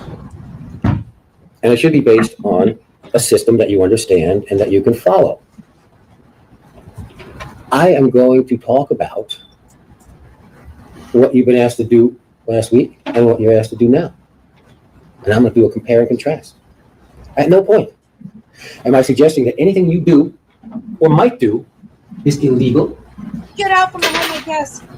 Get out. I am not asking that anything you do or not do is in any way related to you being murderers or illegal killers or equating you in any moral way with Jose. But you were asked last week to convict a man because he thought about doing a killing beforehand and did it. What are you being asked to do? Objection, again, improper argument. The difference is. I'll complete the thought and I'll go on the objection if there is one. The process that is before you, if you follow the instructions and carry it out and think about it, means that you're thinking about forming the intention to ask the judge, recommend the judge to kill Jose. So in this circumstance, it's righteous, right?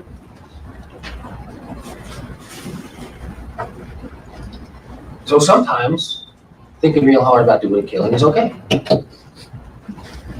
If you're comfortable with that.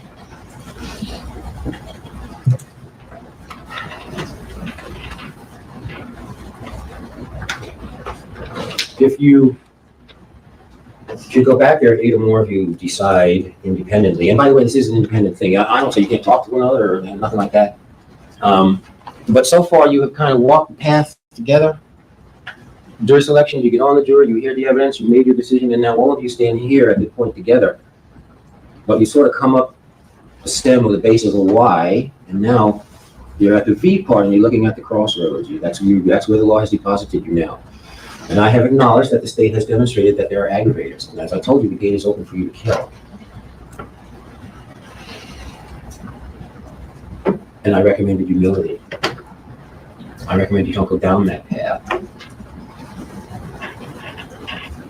I wonder, with that gate open, I don't actually think so looking at you, but if any of you might now in 5 minutes or 10 minutes regard this as some sort of a temptation. No one gets to be in your position. Very few people just say, live or die. Look, here it is. Live or die. It's up to you. It might be tempting. Walk the path that people don't get to walk. It's a forbidden path. Highly forbidden. But it's open to you. If you should find it alluring or tempting in any way, the forbidden fruit of control over someone's life or death, you're not in the Garden of Eden being tempted, you're in the Valley of Death being tempted. Walk out of it. Go away. Take the other path. Do not do any killing that is not absolutely required, and this is not required ever. It wasn't required for him to kill Tanya and Hosea either. Mm.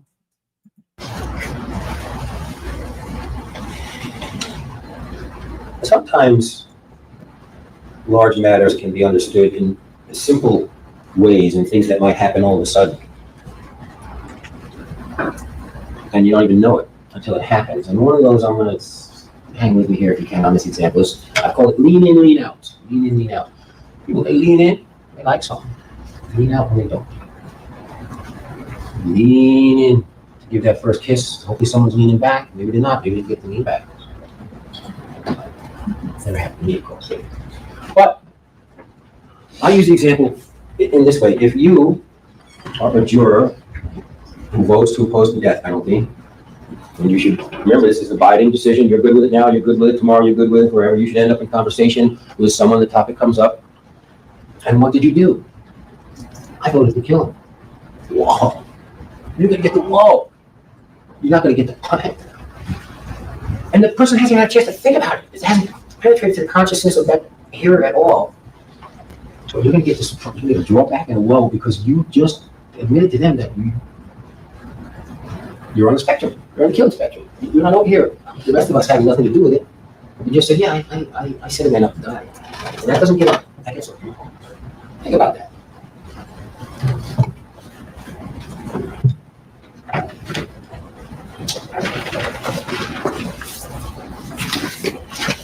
This is a big decision. Yeah, I'm just not done. I'm running out of juice. when you go home this afternoon, after having come back and given us your decision, you will now be a life giver or a life taker. You're not going to be the same. If you vote to set the wheels in motion, to give a heavy recommendation to this judge to kill this man, you're not going to be the same.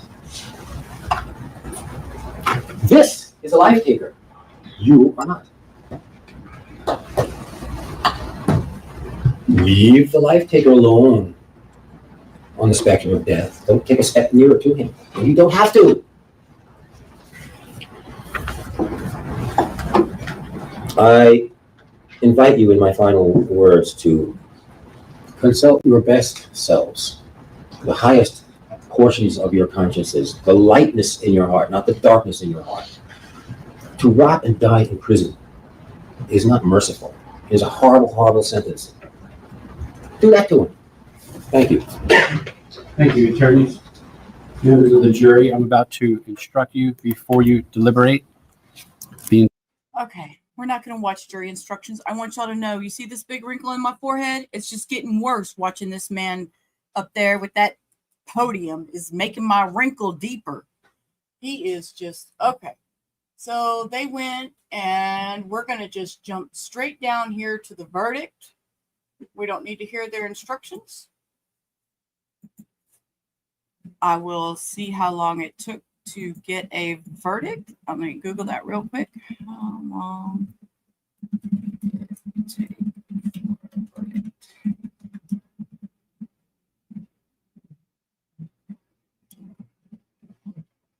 It took approximately 1 hour to find him guilty. And during the death penalty phase of the trial, the same jury deliberated for about 1 hour and 25 minutes. So this deliberation Do not react emotionally to was about 1 hour. Hold, Judge, let me finish talking. It took about 1 hour and 25 minutes to come to this verdict of the sentencing phase. So I have not listened to it. I don't even know what it is. I haven't listened to it. So it. We have to remind ourselves of two things. So number one, the jurors are conscripted to be here. They're not here by choice. And two, is very much reflected in the proceedings in this case, where I've had to have 4 or 5 people arrested for not cooperating with the jury clerk's instructions to be present for jury selection. And those proceedings are ongoing. We have a difficult time getting people to participate and do their civic duty. If people were to react emotionally, it's going to affect the jury one way or the other, regardless of the decision, and that dissuades people from cooperating. So if you cannot control your emotions, you must leave at this time. I take this very seriously. I will put people in jail if they react emotionally. If you can't handle being here, do not be here for this. It is an emotional situation. And the reason is, as I stated before, my interest as a judge is to get people in the community to participate and be jurors. Anything that happens that dissuades them, this is taken very seriously. So you're welcome to be here, but if you can't handle the situation, please exit into the hallway and you'll find out what happened. All right, everyone's remaining. okay, that is Tanya's mom, and this was her surviving son, because unfortunately we lost one of them.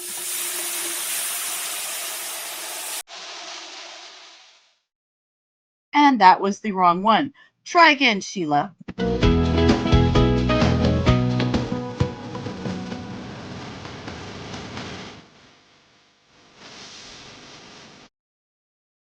Okay, that's the right one. And I'm going to have to add a few people that I've missed on that list. So, with that admonition, let's bring in the jury. We'll receive the jury's decision in this case.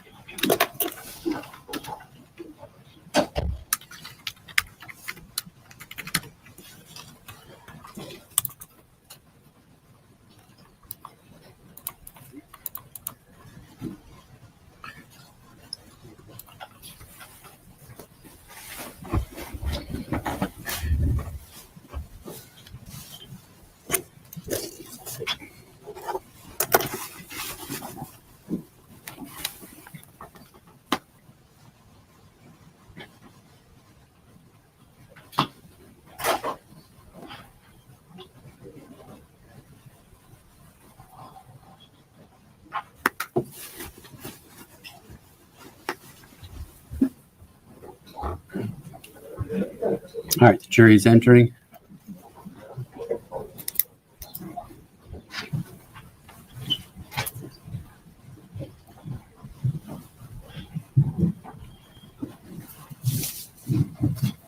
All right, Ms. Bickley, the foreperson of the jury, if you please hand the jury's decision to the ballot for my consideration.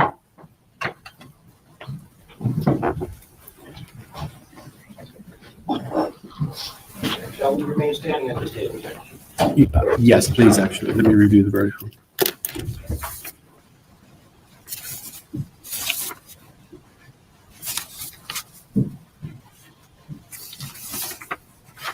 You may be seated at this time. The verdict form is in proper form. The clerk shall Seated? publish the verdict, omitting the caption. Caption. As to the murder of Tania Wise, we the jury find as follows as to the defendant Jose Soto Escalera. Aggravated factors. We the jury unanimously find that the state has established beyond a reasonable doubt that Jose Soto Escalera was previously convicted of another capital felony. Yes. We the jury unanimously find that the state has established beyond a reasonable doubt that the murder of Tania Wise was committed for financial gain. No. We the jury unanimously find that the state has established beyond a reasonable doubt that the murder of Tania Wise committed in a cold, calculated, and premeditated manner without any pretense of moral or legal justification. Yes. If you, the jury, answer no to every aggravated factor listed, you have completed your deliberation as to count one. We, the jury, find by vote of 8-4 that Jose Soto Escalera should be sentenced to death for the murder of Tania Wise. 8-4. Verdict as to the murder of the unborn child. 8-4. Did you see him shake his head no? Oh my goodness.